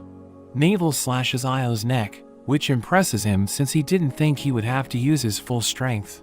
He activates his second phase, and Naval calls out Woody, who transports everyone else away. Hibiki tells him to stop, but Verta holds her back and reveals that the rose sign gives its users great power in exchange for their lives. Io says he's going after Hibiki since Naval can't fight anymore, but she's still not ready to give up and says she won't die a worthless death, and she'll also continue living in her friend's memories. He punches her, but she stabs his hand and uses the death reward spell that burns them both to dust. On the other hand, Tomoki wonders if he should have fought with Hibiki, but Lily says he made the right choice because he symbolizes hope for the people of Gritania. We see that Io is still alive, and Rona tells him about Sophia's defeat, thinking that whoever the goddess summoned to face her must have been a monster. Back in the present, Mio plans on going to the port town of Karan to find seaweed and kelp, which are commonly used in the Japanese dishes that Makoto likes, whereas Tomo learns that a lake appeared where Makoto fought Sophia, so she wants to investigate it. Mio says they'll be alone for a while, but Tomo tells her that Makoto and Shiki have reached Rotsgard, and once things calm down, they'll return to the demi-plane. Shiki sees all the shops in Rotsgard and thinks business must be competitive here, and Makoto tells him to start gathering information. They come across a girl surrounded by men.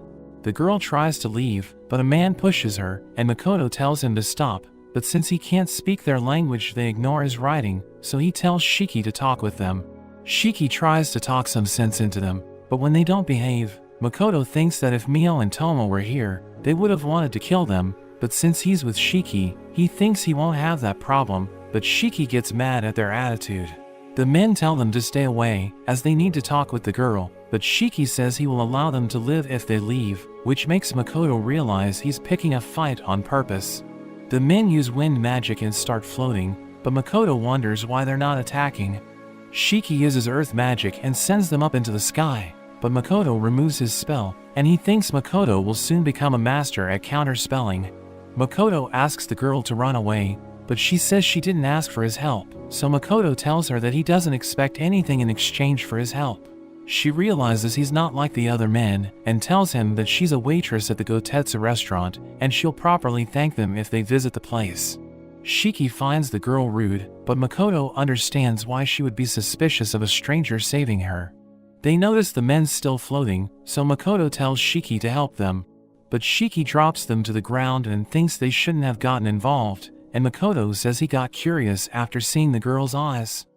Makoto tells Shiki that the Academy's entrance exam is in 3 days, and Shiki's surprised that he plans on taking it, but he explains that he needs to enter the Academy to get permission for opening the store. Shiki mentions that Makoto isn't taking the new student test, but the teacher employment test, which shocks him since he doesn't know what that is. Shiki explains that it's a test to become a teacher, and tells him that it's written on the documents given by Rembrandt, but we learn that this was mistakenly done by Morris due to his weak eyesight. On the exam day, Makoto wonders if they have any other position he could fill, but his request is denied. The worker makes fun of Makoto's appearance, which makes Shiki angry and he attacks him, but Makoto holds him back and apologizes to the man. A woman arrives and apologizes on behalf of the other employee, and asks Makoto if he wants to take the practical or written test. She notices that he has a recommendation letter from the Rembrandt Company and thinks he must be quite accomplished. Makoto isn't sure what test he should take, but Shiki tells the woman he'll take the practical test, since only a few people manage to pass it. The examinees are told that the exam will last 3 days, and they're asked to go to the testing area. They're given a feather-shaped item that they should use if they want to return, and a bell-shaped item if they want to drop out. Examinees aren't allowed to fight, but they'll be far from each other, so it's unlikely they'll cross paths, and to pass the exam, they must bring back 3 of the orbs flying across the site. Makoto is transported to the testing area, and he uses his investigative kai to see that there's plenty of food and water. He finds this place a paradise compared to the wasteland he was first dropped in. He sees a red orb, and reading the instructions, he realizes that only specific attacks work on each orb, and if they're attacked in any other way they'll break. Physical attacks work on the red orbs, so he punches it, but to his surprise, it bursts into pieces. He finds a yellow orb, which can only be attacked with magic, so he uses his abridged to attack, but it also shatters. He comes across a blue orb, which can be captured using range attacks, so he uses his bow and arrow, but the result is the same. He isn't sure what he's doing wrong and wonders if his attacks have too much power. He remembers he's constantly using his strengthening spell, so he removes it and tries to catch a red orb, but fails again. The next day, he learns using his investigative kind that one of the other examinees is gone, so he decides to hurry up even if it isn't a race. He tries to catch a blue orb by grazing it with the feather end of his arrow, but it suddenly teleports elsewhere. He uses the same technique and finally captures it, but he senses that another examinee has also disappeared, and he wonders if they are passing the test or dropping out. He prepares to catch a yellow orb, so he weakens himself with weakening Kai and reduces the Brit flame to attack, and captures it successfully. Later that night, he senses a new person entering the test, but he's not worried as long as they don't bother him. The next morning, as he wakes up, he's attacked by a man dressed in black, who throws his knives at him, but he blocks them. The man disappears, but Makoto knows he's behind him and tries to get away, but he gets caught. The man tries to stab him, but Makoto grabs his blade and breaks it in half, which cuts his hand, and he realizes that it had poison on it. Makoto asks the man if he's attacking the examinees, and he reveals that he made everyone else leave the test and only Makoto remains. He mentions that he wasn't excited about being hired to threaten him, but will make him pay for breaking his blade. He reveals that his blade was covered in a fast-acting poison, but he's shocked to learn that the poison has been neutralized. Makoto offers to reveal how he neutralized the poison if he tells him who hired him, but the man says he has no contact with his employer. The man realizes he can't move, and Makoto reveals he has temporarily paralyzed him from the neck down. He tells him that his poison didn't work on him because he's immune to it, and he kicks him into the sky. Makoto still can't capture the red orbs since his body continuously releases mana, but he gets an idea to use the back of his knife to attack the orb, and finally manages to capture it.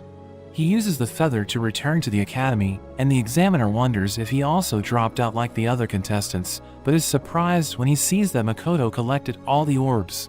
The examiner gets shocked that he caught 3 orbs of different colors when he only asked for 3 of the same color.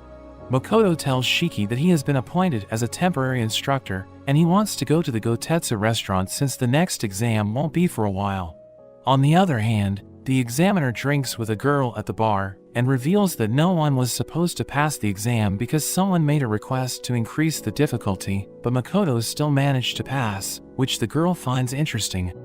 Makoto gets called to the academy, but he decides to have lunch first and thinks they've been eating at Gotetsu for 5 straight days. The girl they rescued named Luria takes their order, and she finds it odd that instead of sharing a hot pot like the others, they're ordering separately.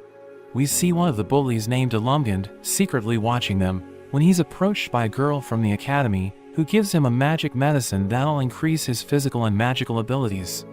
At the academy, Makoto's informed about the rules for teachers, and although he can promote his business, he's not allowed to exchange money on the academy grounds.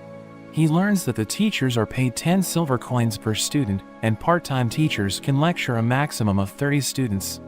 Makoto agrees to start teaching soon, but he plans to teach only a few students, which surprises the academy employees since most teachers try to gather more students. One of the full-time teachers named Bright talks to Makoto about his plan for teaching practical skills, and he tells Makoto that his focus is on theory, but he also teaches combat techniques. He offers to send his students to Makoto's class if they're interested, and mentions that this year there are many extraordinary students, with a few being able to cast floating spells and communicate telepathically, which makes Makoto wonder if he's talking about the boys he fought before. Later on, Makoto goes to the library to find material for his lecture, and the librarian asks if she can help him find the books. He wonders if they have books on magic incantation, but as she calls him by his name, he instantly creates a barrier and jumps back. She praises his quick reflexes, but Makoto wonders who she is and how she knows his name. She tells him that she knows every teacher's name, but Makoto doesn't believe her, since the academy has hundreds of teachers. She mentions she heard about him from her sister Luria, and she introduces herself as Eva, but Makoto finds her suspicious. On the other hand, Mio learns how to cook from a girl named Beretta, and she's enjoying her time, but the girl is scared by her knife handling. At the Rotsguard Academy, the students talk about how they're unsure if Makoto is a worthy teacher, but Makoto hears them and realizes that the students aren't taking him seriously, so he tells Shiki that he'll be a strict teacher. The students arrive for their class, and the female students find Shiki handsome, but their views of Makoto are completely opposite. Makoto tells them to pay attention since his class on magic is going to be difficult, but one of the students says that his specialty is with the sword. Makoto learns that no one can use more than one element, so he decides to use Tomo's strategy and calls out everyone for their lack of skills, saying that with the way things are, they'll all end up being third-rate magicians. The students believe it's normal to be skilled in just one element, but Makoto warns them that if their only element fails in battle, they'll be in big trouble, so they should learn at least 3 elements. The students doubt his abilities, so he arranges a practice fight with Shiki to show them what he can do. The students are impressed by Shiki's staff since it contains mana of different elements, but they can't sense any mana from Makoto. The fight begins, and Shiki lunges with a flaming attack, but it does nothing against Makoto's barrier. Shiki continues his attack, and Makoto notes how he has gotten faster, so Shiki thanks his training with Tomo and Mio.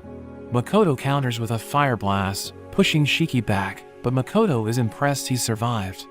Shiki uses his earth magic, but Makoto fires a fire arrow that instantly destroys it. The students can't believe what they're watching, and Makoto launches a boulder at Shiki, but he stops it with a counterspell, so Makoto tries shooting a fire and water arrows simultaneously, but Shiki still manages to stop it, crediting the dwarfs who made his staff. They decide to end things, so they both start chanting their incantations. The students are surprised to see Makoto can speak, and wonder how much stronger the chanted spells will be. The two clash, causing a massive explosion, which even injures one of the students, and as the dust settles, we see that Shiki has been defeated. Makoto ends his class, telling them it's their choice if they want to join, but says if they want to become stronger, then they should join his class. Before Makoto leaves, he asks Shiki to heal the girl who got hurt during their battle. He immediately heals her, but her face turns red when he touches her, as she has developed a crush on him. She thinks he must have used an expensive medicine, but Shiki tells her that it's common in their shop. The students have mixed reactions to the battle, with a few being terrified, while the others are impressed by their new instructor. On the other hand, Tomo goes to the lake that was created after Makoto's battle, and questions a man who was present at the time. The man thinks that Makoto was here to punish them, which is why he fired an arrow of punishment to destroy everything. Tomo reads his memories, and after seeing what happened, she thinks about how there's never a dull moment with her master. Makoto's second class starts, and he's surprised to see 5 students show up, whereas Shiki takes their attendance and introduces everyone. There's Masura Casper, who's excellent with his studies, and his parents are connected with the temple. Next is Dinah Severus, who's actually married, and his wife is currently on maternity leave from the academy. The girl is introduced as Abelia Hopley, and there's the aspiring mage Izumo Kusakabe. The final student is Jin Rohan, but he aspires to be a swordsman, so Makoto wonders what he's doing in the class. Izumo wonders how Makoto can chant his incantation when he can't speak, but Makoto tells them he can speak every language except common. The class starts, and Makoto asks them what effects spending mana has on the body. They know that spending half of one's mana causes fatigue, and using all of it may result in loss of consciousness and vomiting, while exceeding your mana limit can even cause death. They wonder why Makoto is asking such a simple question, so he tells them that he wants to test their limits in battle. He warns them that they may get injured, but he has enough mana and stamina recovering medicines for them to buy. He tells them to attack him all at once, but most of them are easily defeated. Only Masura and Jin remain, but Masura uses the last of his mana to heal Jin and passes out. Jin tries to land just one hit, but to no avail, as he's also defeated by Makoto, who tells him not to attack recklessly. After the battle, Makoto tells them it's good for them to know their limits, and he asks them to submit a detailed report on what they learned from the lesson. Meanwhile, Illumbin walks around the academy looking at the medicine, but he's shocked to see Makoto there. At night, Makoto tells Shiki that the students have more potential than he thought, and he admits that although he may not be suited to be a teacher, he'll do his best. We see that the assassin who attacked Makoto was hired by Bright, and he tells the assassin to finish the job. Makoto opens his shop in Rotsgard and wants Eris and Aqua to leave the shop in Sage and start working here, but they're afraid it might upset Mio and Tomo. Makoto convinces them that working here will be easier since they'll get breaks and won't have a manager constantly criticizing them. We learn that Makoto's facing a unique problem because a lot of the female students have been proposing to him, thinking that he's rich. Makoto takes out a picture of his parents and thinks this is the ideal kind of marriage, but Eva finds him looking at it and asks who they are, so he tells her that he owes them a great deal.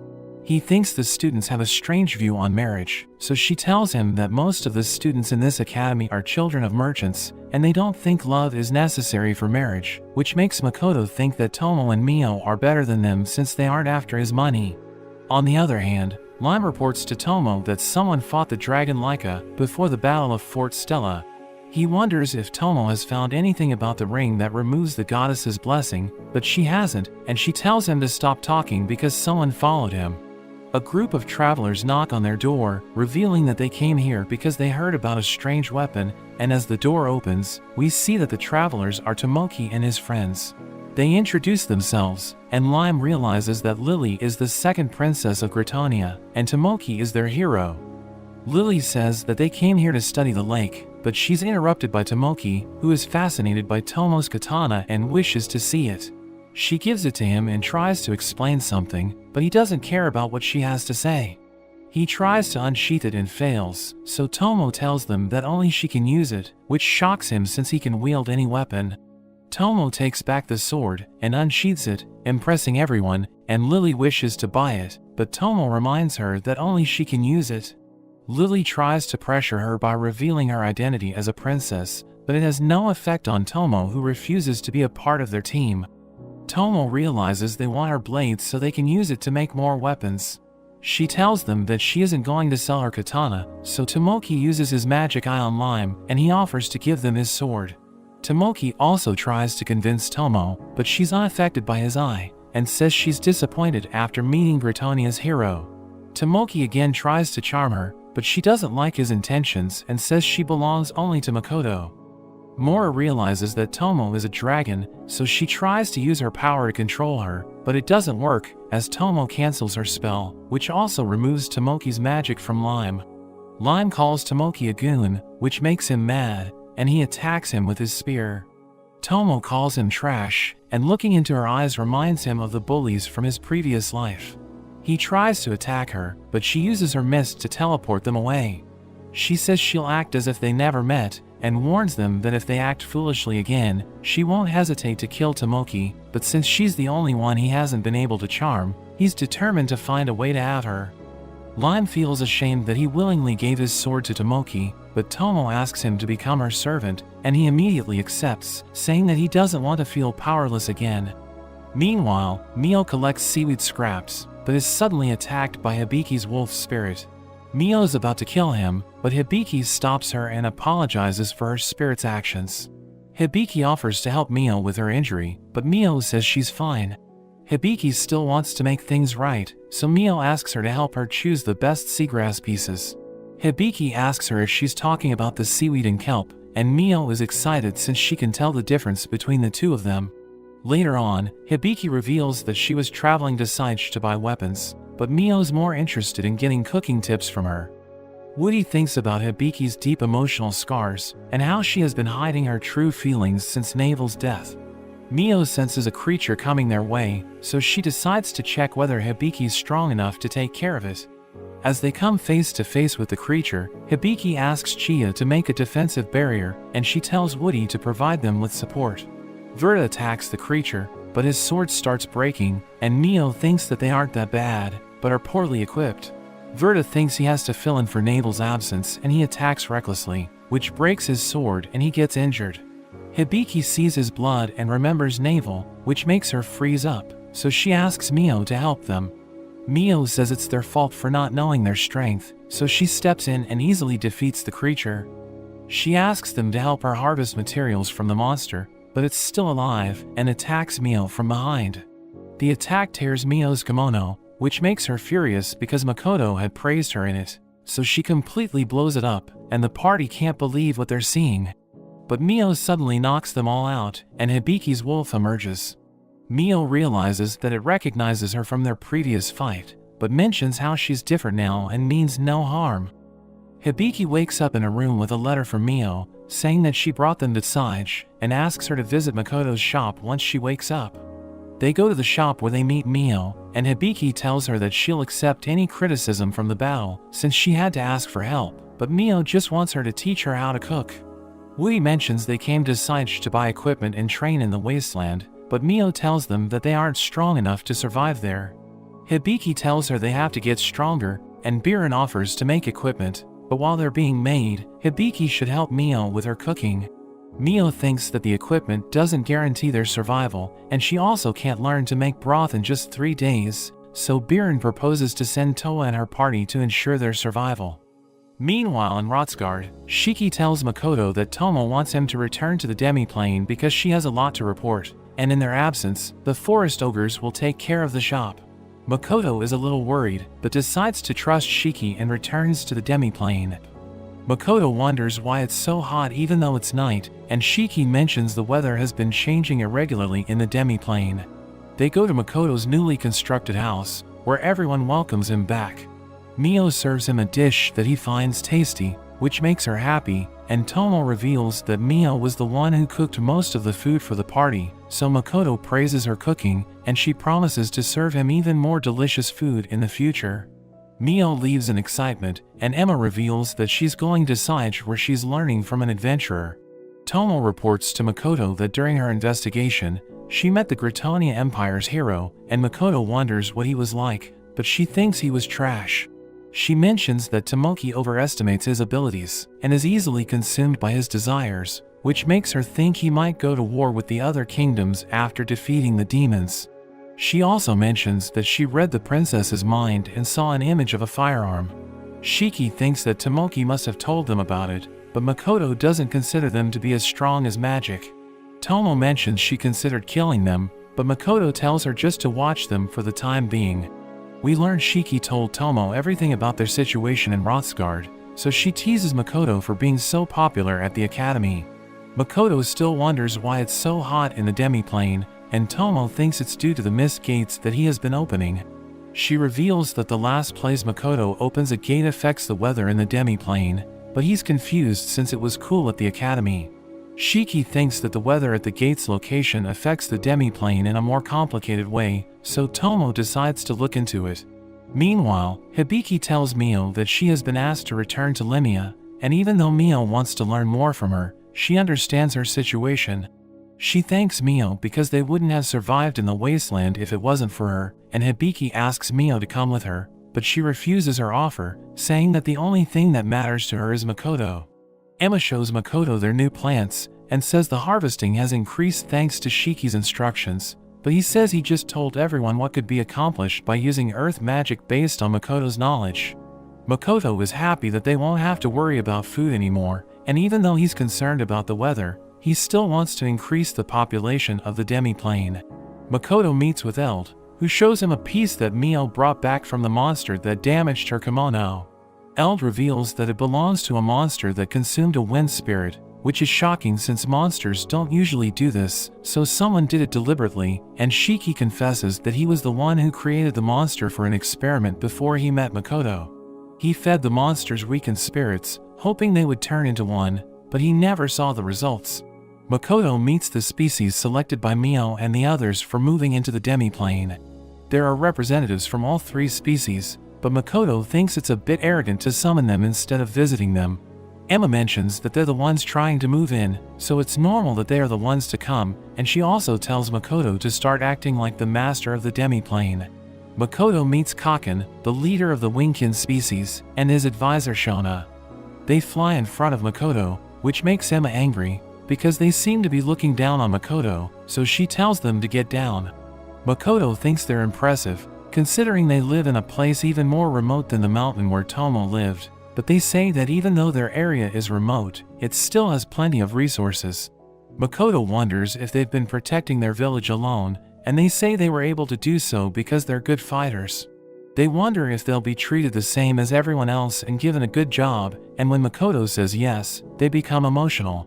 He meets with Tomo's Gorgons next, and Makoto asks them to take off their masks, but they explain how their eyes can turn people to stone, and Makoto recalls how they were called Medusas in his old life. He assures them that he'll be okay, but they are afraid he won't be able to handle it since they can't sense any mana from him, which makes Emma angry. They remove their masks, turning Makoto's desk into stone. He thinks their eyes must be troublesome for them, and they even mention how they turn their food into stone. He learns that their species has only females, and they reproduce by absorbing the energy from males of other species. He finds this scary, and explains that if they join the demiplane, he won't be able to provide them with males to reproduce with. They're okay with this, but worry that their eyes will affect the other residents, so Makoto tells them not to worry, saying he can create glasses with the same effect as their masks. They ask him if he's sure about letting them live there, because once they turn something into stone, they can't turn it back. But Makoto assures them that he has a solution, and he's able to restore his desk back to normal, but it quickly turns back to stone. He realizes that he needs to apply petrification resistance, so he tries again, and this time it stays normal. The Gorgons are happy seeing this, since they thought they would always have to wear a mask. Makoto then meets with the Elemera, who are attempting to leave their forest after being discovered by a pack of Raizu. Makoto thinks they are fairies, but they say there's something between fairies and spirits, and are capable of commanding low-level spirits. Emma is annoyed by their behavior, but Makoto sees potential in them since they can gather information. He's about to invite them to the demi-plane, but Emma opposes it, thinking they will be too problematic. At night, Makoto meets with Tomo and Shiki to discuss the two species that passed the interview. Shiki decides to start working on the glasses for the Gorgons, while Tomo plans to create a training schedule for the Wingkin. Mio arrives with another dish that includes mayonnaise, which makes Makoto think about his old world, while Shiki imagines making a mayonnaise hot pot. It starts raining in the demiplane, and Tomo believes her theory that Makoto's mist gates are causing the weather changes seems correct. Mio finds it hard to store ingredients due to the changing climate, and Shiki notes that the demiplane could be hit by storms or droughts at any moment. Makoto thinks they need regularity in the weather, so Tomo decides to look for places that experience all the weather conditions. Makoto prepares to head back to Rothsgard, which makes everyone sad, but he promises to return when he gets free time. He gets back to Rothsgard, and Aqua and Eris give him all the earnings from the shop. Shiki thinks they should hire more employees since their business has been good, and Makoto gives them bananas as a bonus. At the academy, Makoto wonders what paperwork they need to submit to take their class, but Shiki reveals he has already taken care of everything.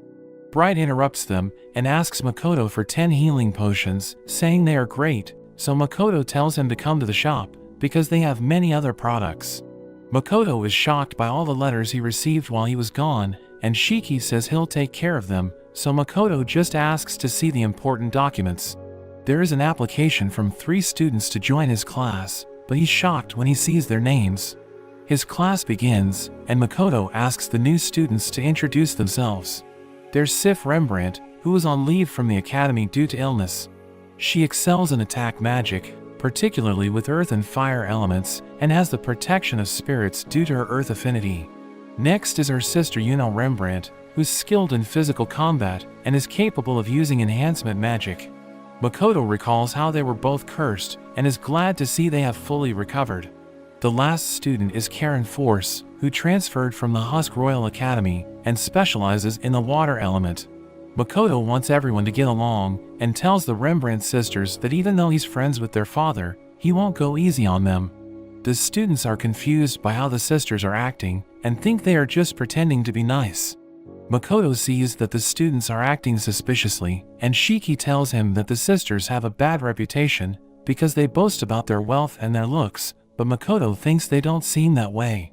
Makoto tells the new students to stay put while the rest follow him, and he reveals that he's going to summon a creature for them to fight, which makes them worried. He summons a lizard man, but tells him not to use his breath attack and to only fight at 20% of his strength. Makoto returns to the other 3 and tells them to attack him so that he can tell them about their flaws. He tells them to start, and Yuno starts shooting her arrows, while the others begin chanting their spells. The arrows fail to penetrate Makoto's shield, so he advises Yuno to infuse them with mana and strengthen her physical body. Sith launches a fire blast, and Karen freezes Makoto, but he remains unaffected. Makoto tells Sith to concentrate on intensity and casting faster, while Karen should prioritize power and duration over speed. Yuno fires another arrow, but Makoto burns it before it can reach him. He criticizes her sloppy enhancement, telling her she focuses too much on firing a single power shot, which makes her bow handling careless, so he tells her to use her spear next. He tells them that this will be an unforgettable loss for them, but it's better for them to experience it as soon as possible. Meanwhile, the lizard man swings his sword towards the students, and the force from it blows everyone back. Izumo uses an incantation to allow everyone to walk freely in the wind, so Abelia uses this opportunity to shoot a fire arrow. The lizard man dodges, but when he's in the air, Jin tries to slash him, but the lizard man knocks him away. The fights end, and Makoto tells the students to submit a report about where they should improve, but he tells Karen to come with him. The students are depressed by how easily they were defeated, but Shiki assures them that Makoto will never give them obstacles they can't overcome. He tells them that Makoto has high hopes for them, which is why he's harsh, and Shiki's jealous of them because it's been a while since Makoto expected anything from him. Meanwhile, Makoto talks with Karen about how she's too strong to be a student, and she reveals she was a military mage in her kingdom. Makoto has already looked into her past, but he wonders if she's even the real Karen, which makes her laugh. Makoto asks her what the demons want with the academy, and reveals that even though she doesn't have horns, he can tell by her skin color and eyes that she's a demon. Karen still tries to put on an innocent face and charm Makoto, but he tells her that it doesn't work on him. She praises him for seeing through her so quickly, and reveals that the real Karen is dead, but it was her own allies who killed her. She wonders why he isn't angry after finding out that she's a demon, and he tells her that he doesn't discriminate, so he'll let her go if they can come to an agreement. He wonders what her real name is, but she doesn't answer and prepares to kill him, but Shiki arrives and reveals her as Rona, one of the 4 generals of the demon army. They go to Gotetsu, and Rona says she wants to know about Makoto's trading company. She knows he has another shop in Ion, and wonders if he's their agent, but he tells her they're a neutral party. Makoto asks her why she infiltrated the academy, and she tells him not to be wary of her, but Shiki tells him not to lower his guard. She thinks they should get to know each other better, but Shiki tells her that if she sleeps with Makoto, she'll regret it for the rest of her life. Makoto again asks her why she came to the academy, so she reveals that she wants to stop the humanoid experiments that are secretly conducted in the city. Lime comes to Rothsgard to help Makoto, so he tells Lime to find the people responsible for the human trafficking trade happening in the city, and reveals that the Assassin Guild is involved. Makoto asks Aqua and Eris to help Lime, and they are hesitant to work overtime, but end up agreeing after Makoto offers them more bananas. Shiki tells Makoto to doubt everything Rona says, and Makoto wonders how he knows her. Shiki mentions they used to exchange information, but she used him several times and got him into trouble. She's loyal to the Demon King since she owes him a great debt, and Shiki thinks that even though she isn't as strong as Mio, she's a more cunning version of her. They go to meet the Rembrandt sisters, and Shiki mentions that getting an audience with them took a lot of effort.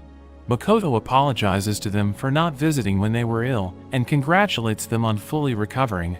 They notice Makoto behaving differently from how he was during his lecture, and he explains that teaching brings out his strict side. They thank Makoto for healing them, and ask if they can do anything for him, but he tells them not to feel indebted to him. On the other hand, Lime's investigation leads him to an abandoned building on the academy grounds, but he senses someone near him, so he draws his sword, but the man smiles. Eris and Aqua tell Makoto that they lost contact with Lime, and the last place they could reach him was near the academy. Shiki believes Rona has betrayed them, but Makoto wants to be sure before making any assumptions. Meanwhile, Lime and Eva are imprisoned in a dungeon, and he apologizes for getting her involved. We learn that when Lime came across the mysterious individual, he tried contacting Makoto, but the man blocked his telepathy. Seeing no other option, Lime attacked, but the man easily defeated him, and after he left, Eva tried to help Lime, but she also got caught. Lime says he works for Makoto's company, but she thinks he's more like a bodyguard. He asks if she wants to escape, but she says that their attackers are from a powerful organization and have connections in the academy, so it won't make a difference if she escapes. She also mentions that he was already beaten, but he tells her not to worry because the man isn't there, revealing he marked the man during the fight, so he knows his location. Eva mentions that if he manages to rescue her, she will give him valuable information, and she also offers a reward if they take down the organization. Lime reveals his hidden sickle and uses it to break out of the cell, but on their way out, they are surprised to see the experiments that have been done on humans and demi-humans. Eva believes their goal is to increase combat and magical abilities, whereas Lime decides to kill everyone who was experimented on to put them out of their misery. Meanwhile, Shiki and Makoto inspect the place where Lime disappeared, and Shiki senses a dragon's presence, making him think they aren't dealing with demons, since Rona doesn't have a good relationship with dragons. Makoto wonders if it could be Lancer and Sophia, which makes Shiki excited to avenge Makoto for his battle with them. Lime suddenly appears, which makes Shiki disappointed since he didn't get to fight, while Makoto is surprised to see Eva. Makoto reads a detailed report of the incident, and he becomes interested in the man who defeated Lime. Shiki tells him that Eva wants to tell him something, and Makoto instructs him to meet Rona and learn about the people who are helping the organization from within the academy. Eva wants to fulfill her part of the deal, and she agrees to give them information, but the reward will come after they destroy the organization. She remembers Makoto looking at a picture of his parents, and says that she knows who they are. She reveals that his father was a noble, and his mother was a high-ranking priestess. They were supposed to get married in Kalneon, but were forced to leave before the wedding.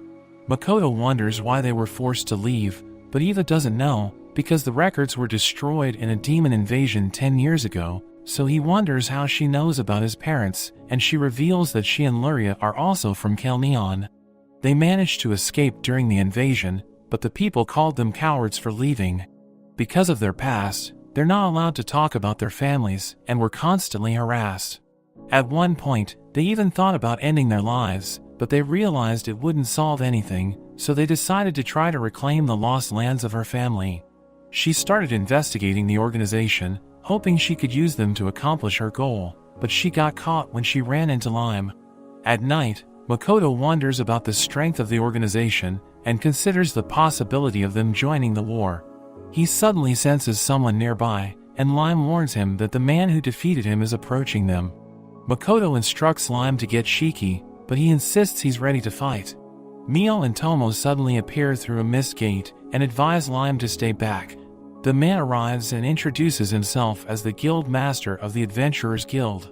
He apologizes for his actions towards Lime, which surprises Makoto and the others. They offer him tea, but he asks for fruit, which frustrates Mio, but Makoto tells her to fulfill his request. Makoto wonders what he's doing here, but he asks Makoto to speak, since he is aware of his abilities. Makoto gets curious about his identity, but before he can answer, Tomo reveals that his name is Ludo, and he's one of the greater dragons. Ludo tells Tomo to mind her manners since he wants to talk with Makoto, but she tells him she won't let him deceive her master. He gets close to Makoto, but Tomo draws her sword and asks about when he became a man.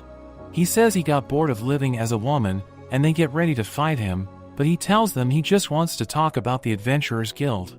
On the other hand, Rona decides to help with the investigation, but tells Shiki not to oppose her methods. Since she's already accomplished her original objective, she wishes to see Makoto's true power. Meanwhile, Ludo tells everyone that he was the one who formed the guild 1,000 years ago, hoping it would spread throughout the world and help solve problems in the communities. He also made the guild members get licenses that show their level, and reveals that the idea of levels came from the video games of Makoto's world. Tomo wonders why he made the guild, and he explains that it was to keep the humans who had grown arrogant due to the goddess's blessing in check. Makoto thinks the guild was to encourage human growth, but Ludo says that people join the guild because of ambition, and they are eventually destroyed by their own desires, which automatically thins out the human population. He reveals that the highest level in the guild is 65,535, which he chose because of a romantic speech his master gave, but Makoto thinks about how the number appears in the old game, since it's the highest number in 16-bit programming. Makoto asks how his master could know about video games if he came 1,000 years ago, so Ludo explains that time flows differently in the different worlds. Makoto wonders about his chances of returning to his old world, and Ludo explains that at his current mana level, there's a 1 in 10 million chance of success. Ludo prepares to leave, but Tomo decides to see him off since she doesn't trust him. As they leave, Tomo asks Ludo if it's true that humans from Makoto's world die in 100 years, but he says that only a few of them reach that age. Tomo says that Makoto means everything to her, and if he died, the world wouldn't interest her anymore. She wonders if Makoto will try to go to his old world, and Ludo thinks he won't be able to abandon her, but he might change in the future and become a being that can freely travel between both worlds. Shiki thinks they can't trust Rona, but Makoto is impressed by her since she managed to find some people connected with the organization. Rona tells Makoto that she's leaving the academy since she has accomplished her goals, and she will notify the academy of Karen's death, but Makoto wants her to just say she's leaving due to a family emergency.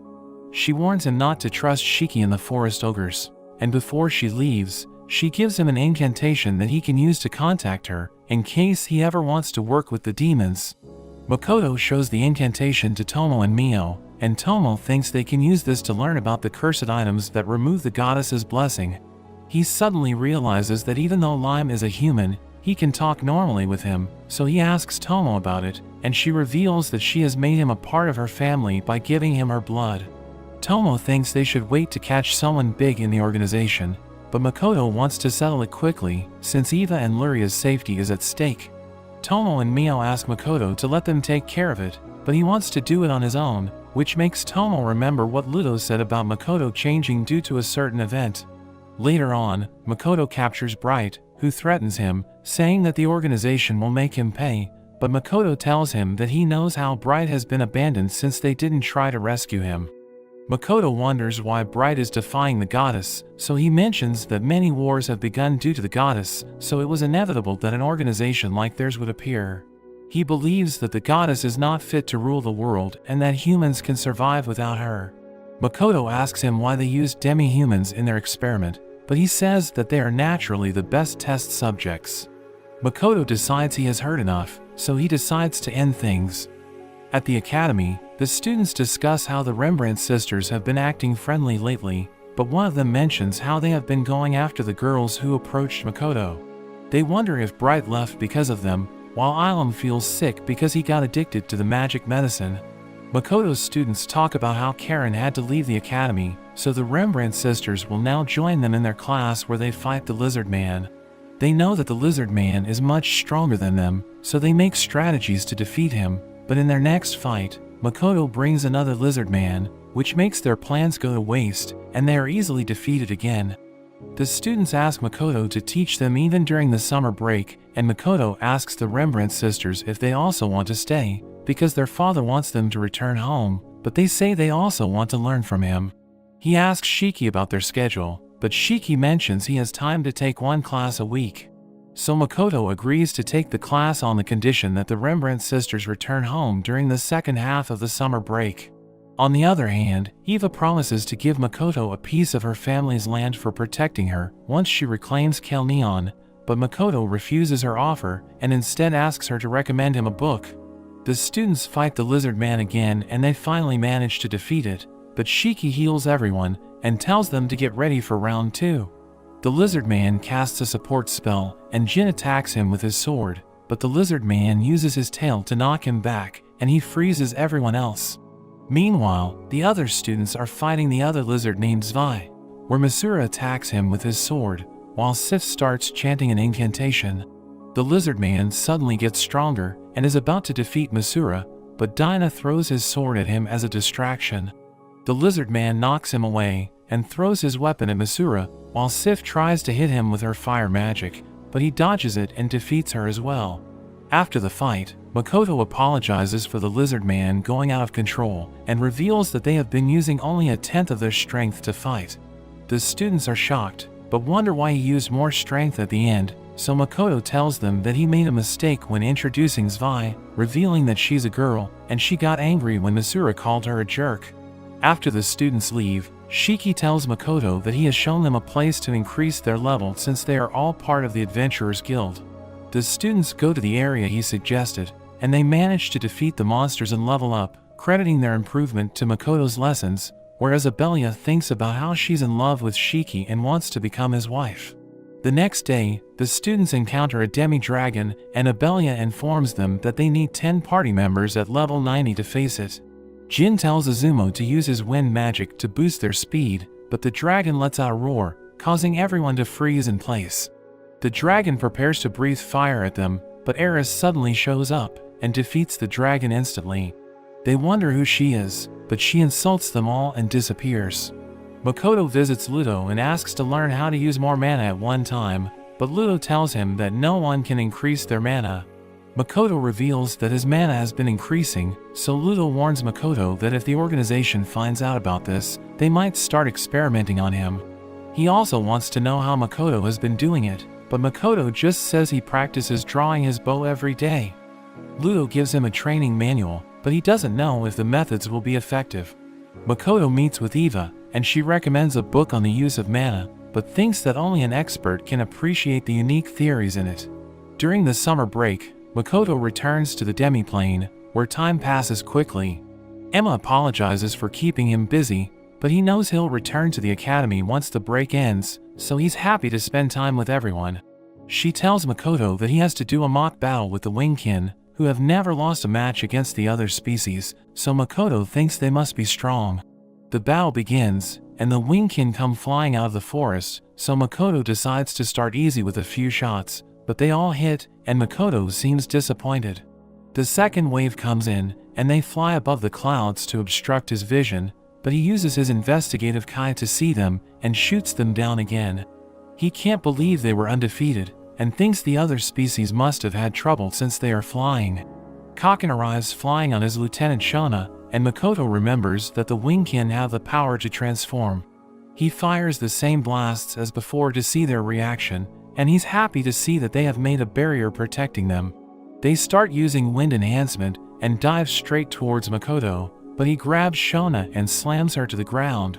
Kaken tries to attack, but he deflects it and shoots a warning blast at his feet, making him surrender. Makoto tells them that they rely too much on their flight, so they should try to develop new attack patterns, or else the other species will soon defeat them. Kaken asks Makoto to allow them to participate in the demi-plane ranking and to help with building. Makoto tells them that anyone can participate in the ranking, but he can't allow them to help build, since their combat abilities aren't suitable for the job. At night, Makoto reads Ludo's training methods, but they're too difficult for him to understand. He goes to an open field and follows the instructions, releasing a huge amount of mana while continuously firing his magic. He suddenly feels a strange sensation, and the next thing he knows, it's already morning, as Tomo and Mio wake him up. They return to their house, where Mio serves him a delicious breakfast. Tomo tries to take some of his food, but Mio stops her, saying she should only eat what was given to her. Several days pass, and Makoto has learned how to use the mana outside his body, so he continues training. He also found an incantation in the book Eva recommended that might materialize his mana. So he uses his concealing Kai to hide his mana and starts chanting the incantation, which converts his mana into a physical form. The mana covers his entire body, and to check how hard it is, he tackles a tree and easily destroys it, which makes him think he will be able to fight anyone without getting hurt. The next day, Tomo tells Makoto that everyone wants to show him how much they have improved, and to do so, she dug out a giant boulder from a mountain, and Shiki casts a spell on it, so that it can show their power levels. Emma and Agar step up on behalf of the Highland Orcs. She buffs him with her magic, and he uses his hammer to strike the boulder, earning them 78 points. The Mist Lizards are up next, but they shoot their attacks into the sky, which confuses Makoto, but Tomo explains that they're showing the Wingkin that they can now hit targets in the sky. The lizards aim at the boulder, and they score 68 points. The Elder Dwarves score 70 points, while the Alki gets 65, but the Gorgons don't earn any points, since their eyes have no effect on the boulder. The Wingkin mark the boulder and attack it from the skies. Their hits are accurate, but are also weak, earning them only 20 points. Aqua and Eris represent the forest ogres. They create an ice barrier around the boulder, and tell everyone to break through it if they can, but no one succeeds. Tomo considers the barrier almost perfect, but Makoto notices a flaw, so he digs under the boulder and dispels the barrier, earning them 50 points. Mio also wants to try, so she makes a hero suit she saw in Makoto's memories, but it receives no points from the boulder. Shiki is the final person to try, and he transforms his staff into a sword. Tomo notes that the elder dwarves made it for him, calling it the Dragon Slayer. He slashes at the boulder, and he's able to split it in half. Makoto is impressed, and he also decides to show off his new ability. He unleashes his mana, converting it to its physical form, leaving everyone amazed. Shiki calls it mana matter, and Makoto punches the boulder, completely shattering it into pieces. He wonders what they think of his new skill, but they are all left completely speechless. Meanwhile, we see a bear and a wolf alarmed by Makoto's immense mana, and they wonder if he poses a threat. Tomo tells Makoto that a bear and a wolf attacked the highland orcs, and Makoto wonders if it's due to the irregular weather in the demi-plane, so he wants to make a mist gate at the right place to get rid of the problem, whereas Mio thinks about cooking the bear, but Makoto tells her no, and says he wants to talk to them because he admires them. Makoto goes to the woods, where a bear appears before him, so he uses his red suit and quickly gets behind it, but starts cuddling it, which confuses the bear. The bear tries to hit him, but he uses mana matter to block and knocks it out. Makoto realizes that the wolf is also nearby, so he tries to tell them that he just wants to talk. He sees that there's a pack of wolves, and they attack him, but they aren't able to do anything against the mana matter. The wolves mention that they sensed extraordinary mana from him, and since he's the king of the demi-plane, they can't ignore him, but Makoto says he doesn't want to rule over them and just wants to apologize. He promises not to enter their woods again and even suggests helping them, so the wolves are shocked that Makoto wants to share his territory, even though he's so strong. Makoto says he just wants to coexist and would like them to continue protecting the woods. A huge bear interrupts them and introduces himself as Brownie. He accepts Makoto's offer, but the wolf isn't sure if the one in the sky will agree. They go through with the agreement anyway, and the forest is named the Wolf's Woods. We see Makoto scolding Tomo and Komo for picking every persimmon on sight, but they are interrupted by an enormous eagle, who reveals that the wolves told him about Makoto, so he wants to introduce himself. He shrinks in size to talk, and introduces himself as the Boulder Bird, the ruler of the skies and mountains. He plans on watching the skies for Makoto, and wonders if he has any plans for him, but Makoto tells him to keep doing what he's been doing. Makoto mentions that he knows about rock birds, and the eagle asks to be called Rock because he likes the name. After he leaves, Makoto thinks about how he has been gaining more followers, which makes Tomo jealous, and she says that those who have not formed contracts with him should be called his subjects, and not his followers. On the other hand, Abelia meets Jin for drinks, and he tells her that he has been working with Shiki, which makes her jealous. Jin thinks about how they have never talked like this before, but she says that their hands have been full, because if their grades fall, they will lose their scholarships, so in a way, they are more like rivals than friends. Jin wants to beat the demi-dragon before the summer break ends, and Abelia believes they have a chance, so they decide to make it their last activity before the end of the summer break. They talk about how they were scouted by the academy, but weren't making any progress before they met Makoto.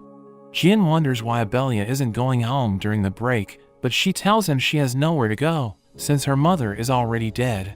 Jin talks about a girl named Miranda, who lived in his village and was stronger than him.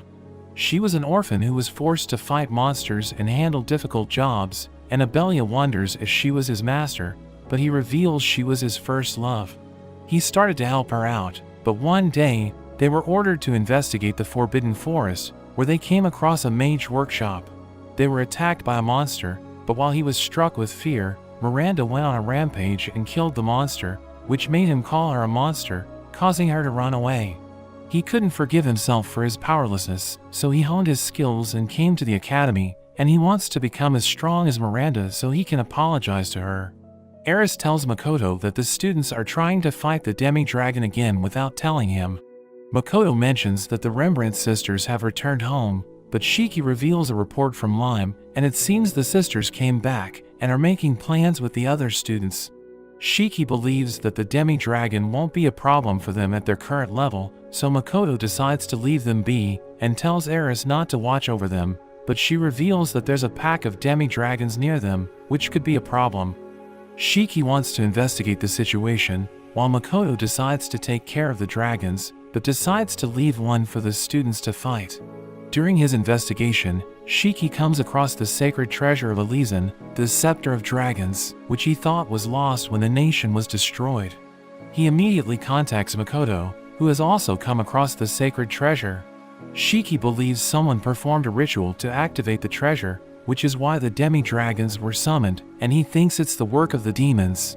Makoto reaches the pack of dragons, but he transports one away for the students to fight, and he then jumps straight into the demi-dragons with his mana matter. The dragons attack using their breath, but it has no effect on him. Makoto easily defeats the dragons and takes their meat for Mio.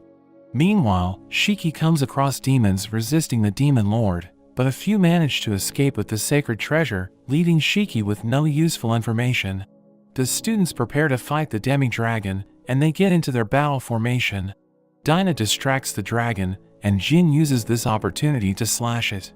It attacks with its breath, which the students try to block with their shields, but it's too much for them to handle, so Masuri uses an enhancement skill to absorb the fire. Dinah also uses an enhancement to boost all his attributes, and he cuts up the demi-dragon. Izumo stops its movements, and Masura hits it with his fire sword, while Abelia pierces it with her arrows. Sif prepares to use her most powerful spell, and Izumo traps the dragon in a barrier to ensure her attack lands. When the dust clears, everyone is happy to see that the dragon has been defeated, but Jin knows he has to get even stronger if he wants to find Miranda. We see Sophia and Lancer at the mage workshop that Jin mentioned, and we learn that Sophia is actually Miranda. She mentions how the workshop belonged to Ludo, and she thinks about Jin, but disperses the thought, telling herself that she's no longer Miranda. She notes how Ludo was the one who created her, but she's determined to defeat all the greater dragons and consume him. The summer break ends, and a festival will soon be held at the academy. Makoto is surprised to learn that the festival has a competitive tournament, and Shiki explains that guests from Limia and Britannia are invited to evaluate the students. Ludo wants Makoto to check out the festival with him, but Makoto tells him that Mio and Tomo are also coming, so he should go with them instead. Shiki talks about the additional staff they will add to the shop, and Makoto believes the elder dwarves will be suitable for the job. Ludo wonders if Makoto hates humans, since he's kind to the demi-humans, but Makoto gets irritated and tells him to leave. Makoto notes that Ludo will be meeting important people during the festival, and he goes by the name False, whereas Shiki is interested in Ludo's experiments. A temple priest named Shinai arrives at the shop, and tells Makoto that people are concerned that his medicines are too effective for their price. Makoto thinks he's about to ask for a bribe, but Shinai wants him to let the temple handle his sales. Makoto doesn't fully understand his offer, so Shinai explains that the temple will help clear the rumors about his shop if he reveals his production methods. Shinai assures him that they just want to inspect the methods and promises not to leak them, but Makoto thinks this will allow the temple to make his products.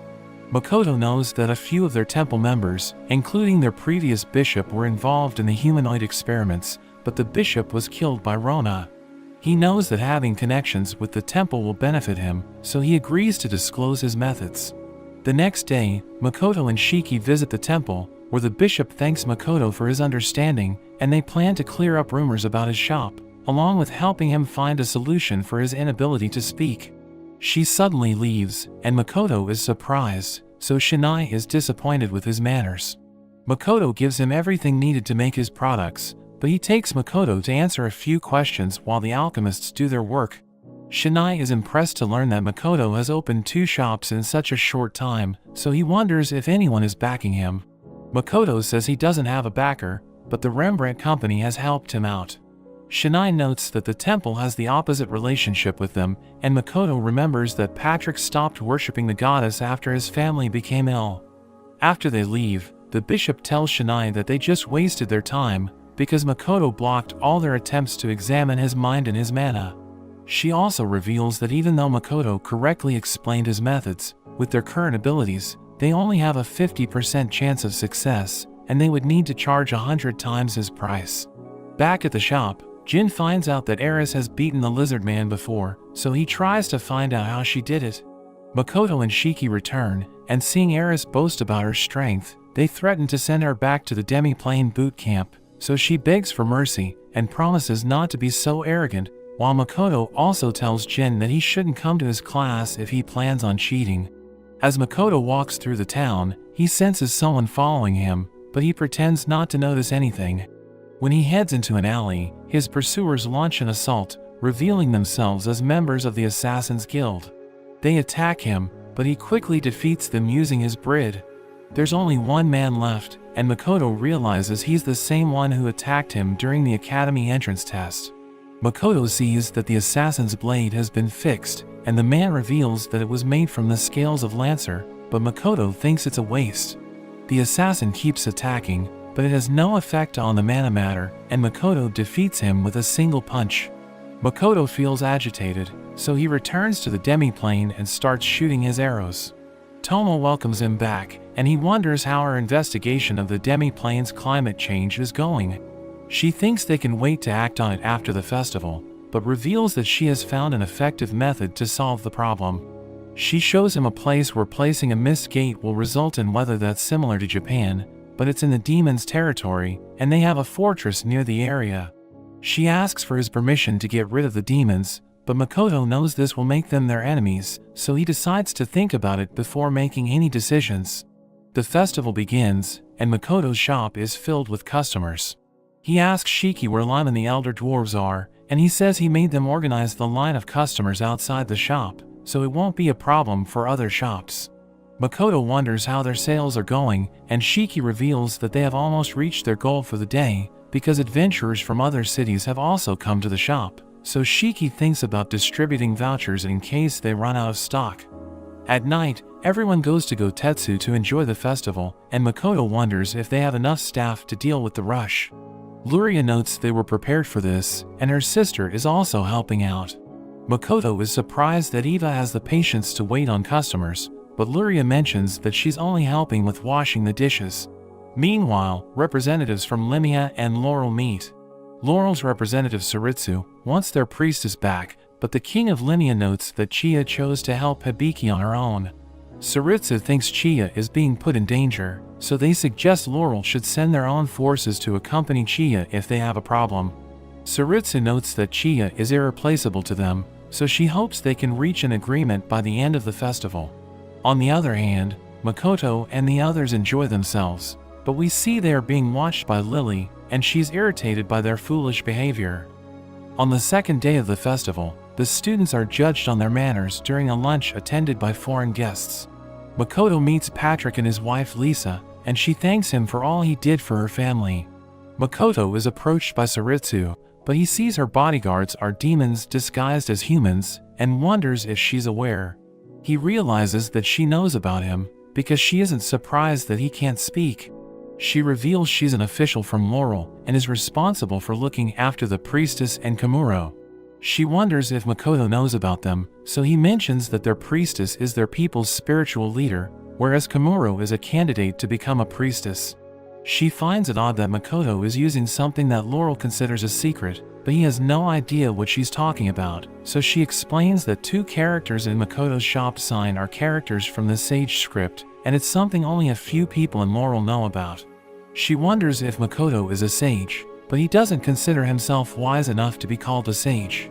Saritsu explains that sage is actually a person from distant lands who possesses inconceivable knowledge, which makes Makoto realize she's talking about people from other worlds, but he continues to pretend not to know what she's talking about. She tells him that Laurel offers protection to sages, so he would be welcome there, but he tells her that if he comes across one, he will recommend them to go to Laurel. She believes that the two heroes are also sages, and wonders what Makoto thinks about this, but he refuses to answer since he has never met them. Saritsu comes across Lily, who's surprised to see Laurel making contact with Makoto. She thinks about how Tomoki has been obsessed with Tomo, so she has to do something about them. She wonders why Saritsu met with Makoto, so she says she was interested in the medicines he makes. Lily mentions she also wants to buy Makoto's medicine, but Saritsu offers to get them for her, which makes her realize that she doesn't want her to meet Makoto. Lily reveals that Gritania's interest in gunpowder has increased, so she wants Saritsu to tell her more about its handling and its uses. Lily knows she's wary of her, but still thinks she might accidentally give up useful information, whereas Saritsu's guards, who have been charmed by Tomoki, will take care of the rest. Makoto talks with Patrick when he's interrupted by Ilum, but Makoto forgets who he is. He apologizes for not remembering him and offers to hear him out later, but Ilum declares he won't forgive him and will crush his students in the tournament. Shiki reminds Makoto who Ilum is and says he'll look into the situation tomorrow because he promised to accompany the students to their tournament drawing today. Tomo and the others draw straws to decide who gets to walk beside Makoto, and Ludo wins the bet, making Mio and Tomo angry.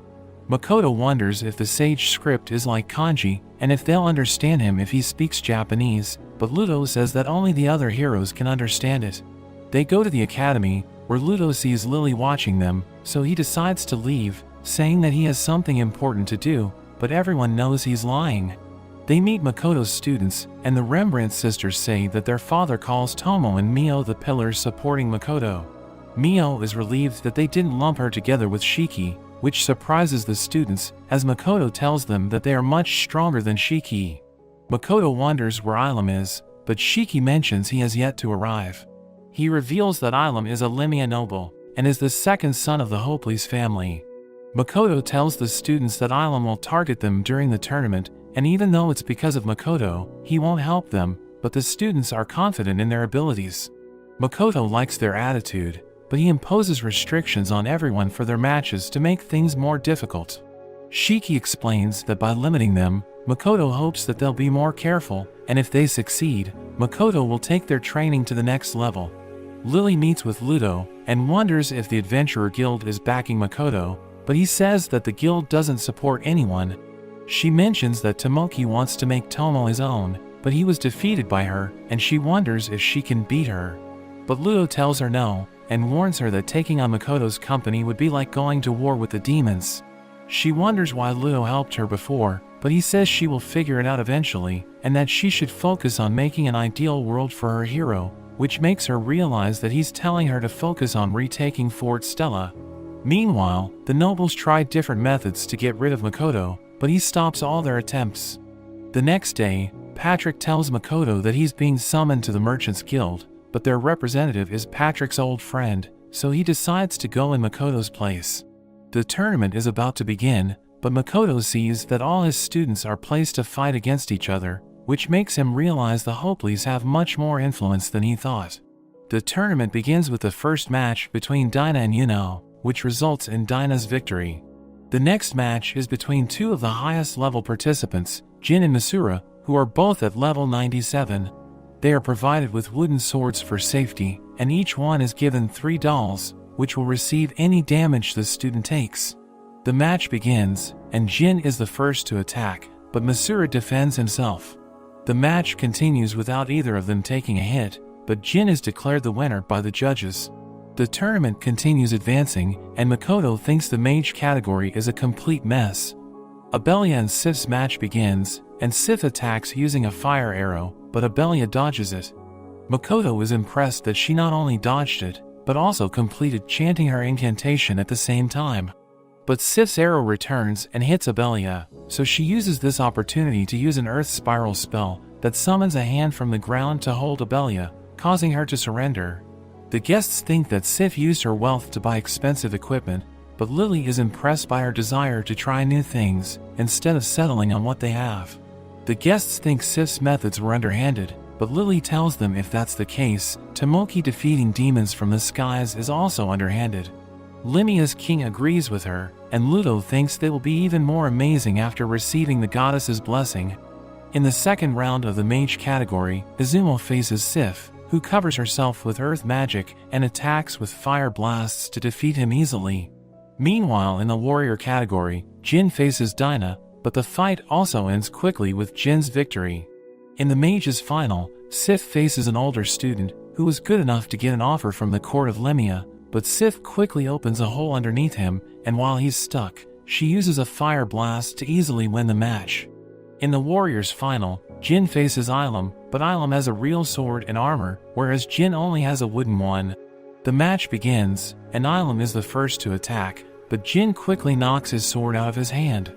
Ilum starts chanting an incantation and attacks again, but the result is the same. Ilum asks the referee to help, and since he's biased, he tells Jin to fight more aggressively.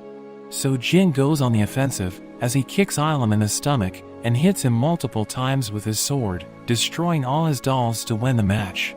Makoto is impressed, since Jin's equipment was weak, but his level and instinct were way higher, whereas Ilum plans on using his magic medicine during the team battle. The winners of both categories face each other to decide the tournament's champion. Tomo and Mio think Sif has an advantage and don't believe Jin can win. As the match begins, Sif quickly stops Jin's movement by using the ground, and follows it up with a fire blast, easily winning the match.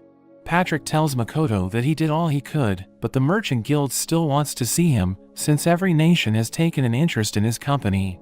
The next day, the students are surprised that Makoto can't attend to watch the team battle matches. Jin reveals that there were changes to the rules, so their party can't have a level of more than 365, which means only 3 of them can fight. But the students keep winning easily against their opponents, which makes Lily think she can't allow another nation to get their hands on Makoto.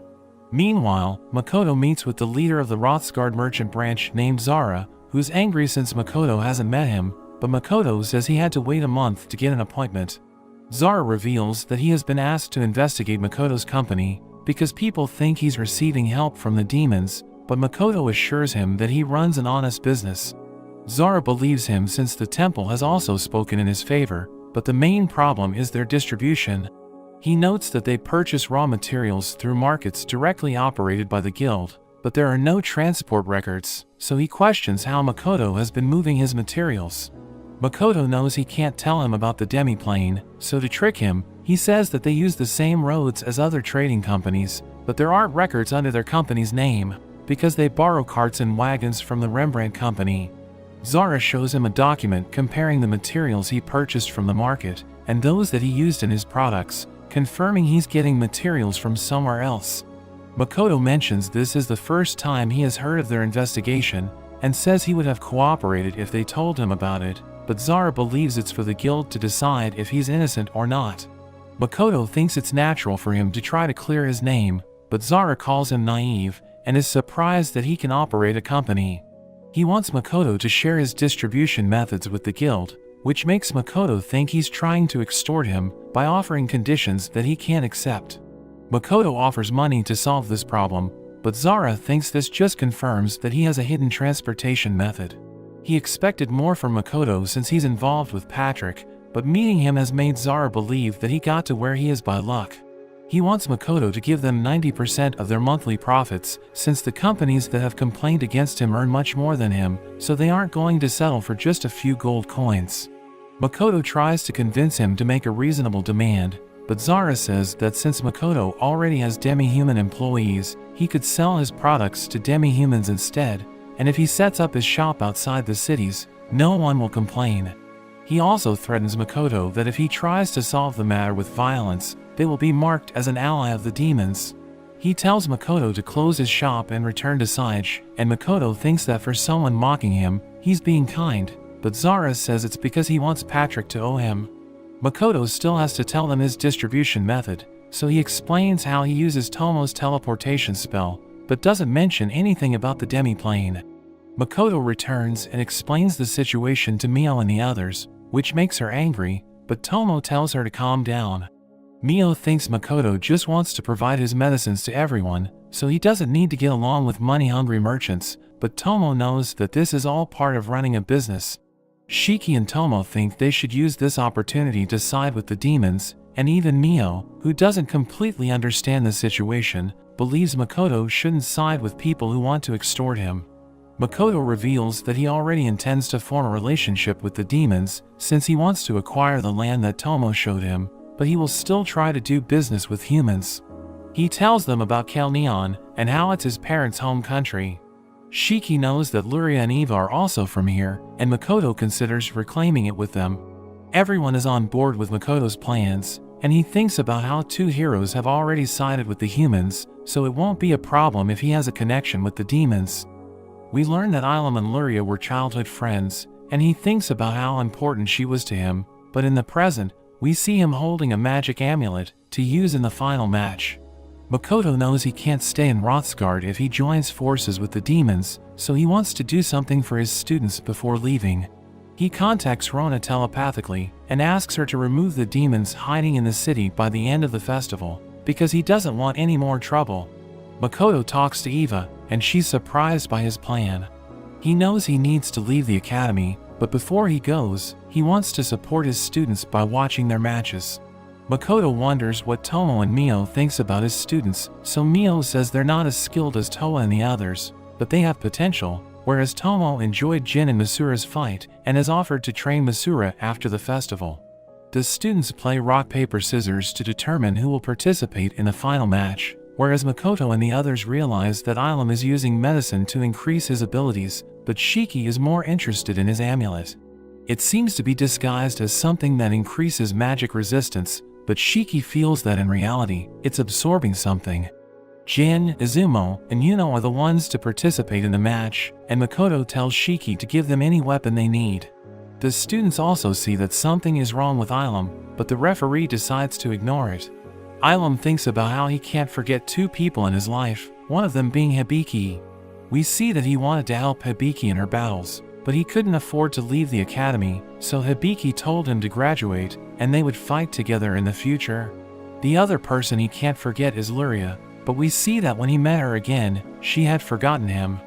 He was glad that she was alive, but also hurt that she forgot their childhood promise.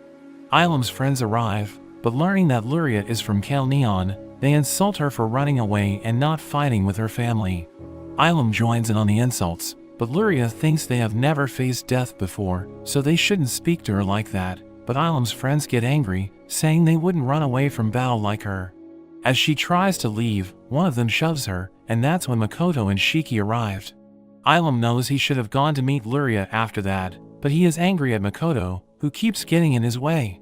We see that it was Rona who gave him the magic medicine, but he needed more power to defeat Makoto, so she gave him the amulet. The match begins, and Izumo and Yuno attack Ilum's teammates, while Ilum attacks Jin and manages to drop him to his knees. Yuno and Izumo defeat the other 6 members, but seeing Jin fight, they tell him to wait since they planned on fighting Ilum together. Jin starts to break through Ilum's armor, and Yuno thinks they won't have to do anything, but Izumo notices that Ilum's dolls haven't been damaged. Ilum starts recklessly swinging his sword, and Jin asks the referee if they should continue, since Ilum is acting weird, but the referee tells them to proceed, since his dolls are hardly damaged.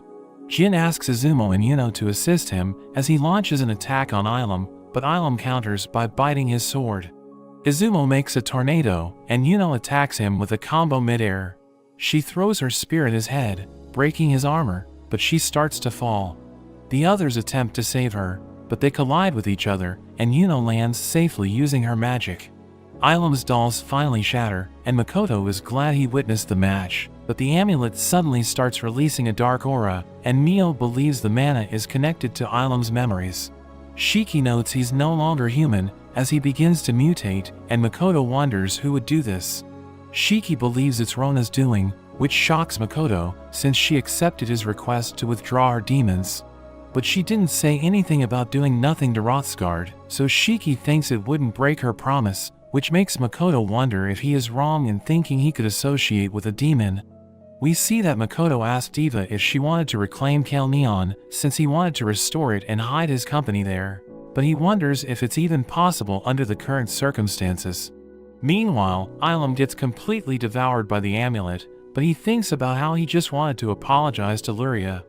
Ilum turns into a monster, but Makoto decides not to interfere and just watch how his students will face the situation. Eva and Luria tell Makoto that people throughout the city are turning into monsters, but he calms them down and asks once again if they want to reclaim Cal Neon. They agree to help him, so he tells them to stay hidden until he finds a safe place. Makoto wonders if there is a way to turn Ilum back to normal, and Shiki mentions that there is a method, but it's nearly impossible, so he doesn't even want to try it. Makoto tells him to see how much damage has been done to the city, whereas Tomo thinks the situation is like the finale of one of her dramas. She wants them to fight and save everyone, which will earn them their gratitude, but Shiki proposes using the situation to get rid of some of the trading companies that are hostile towards them. He believes that the demons won't like them solving this crisis, but Makoto is angry at Rona for betraying him, so he tells everyone that they are free to act however they want, as long as they don't engage with the demons. Meanwhile, Io tells Rona how she's starting to act like Sophia, but she doesn't like the comparison. He's worried about Makoto's reaction to her plan, but she mentions that she hasn't broken her promise. She wonders how much the rings that suppress the goddess's power have developed, and Io mentions they are ready to be used. Makoto tells Eva and Luria to go to his shop, where his employees will take them to a safe place. Patrick and Lisa arrive, and seeing his daughters getting ready to fight Ilum, he starts to panic, but Makoto promises to protect them. Patrick is about to go to the Merchants Guild, and Makoto tells him about his meeting with Zara, but he assures Makoto that Zara is a kind man, even if he doesn't always say the right things. As they are about to leave, Makoto assigns them 2 lizard men for their protection. Reinforcements from the academy arrive to deal with Ilum, and they attack using all 4 elements, but are shocked to see that Ilum is immune to 3 of the basic elements, with only fire doing any damage. They ask for the goddess's blessing and increase their mana, but Tomo thinks it won't make a difference unless they have other fire users. They attack again, but it just increases Ilum's power, and he easily takes them out. Shiki reports that around 50 monsters have appeared throughout the city, with the teleportation circles having been destroyed, and there's also some kind of telepathic interference as well. Ilum meets the defeated fighters, and seeing the Academy's strongest fighters being killed so easily, makes the students question if they are strong enough to beat him.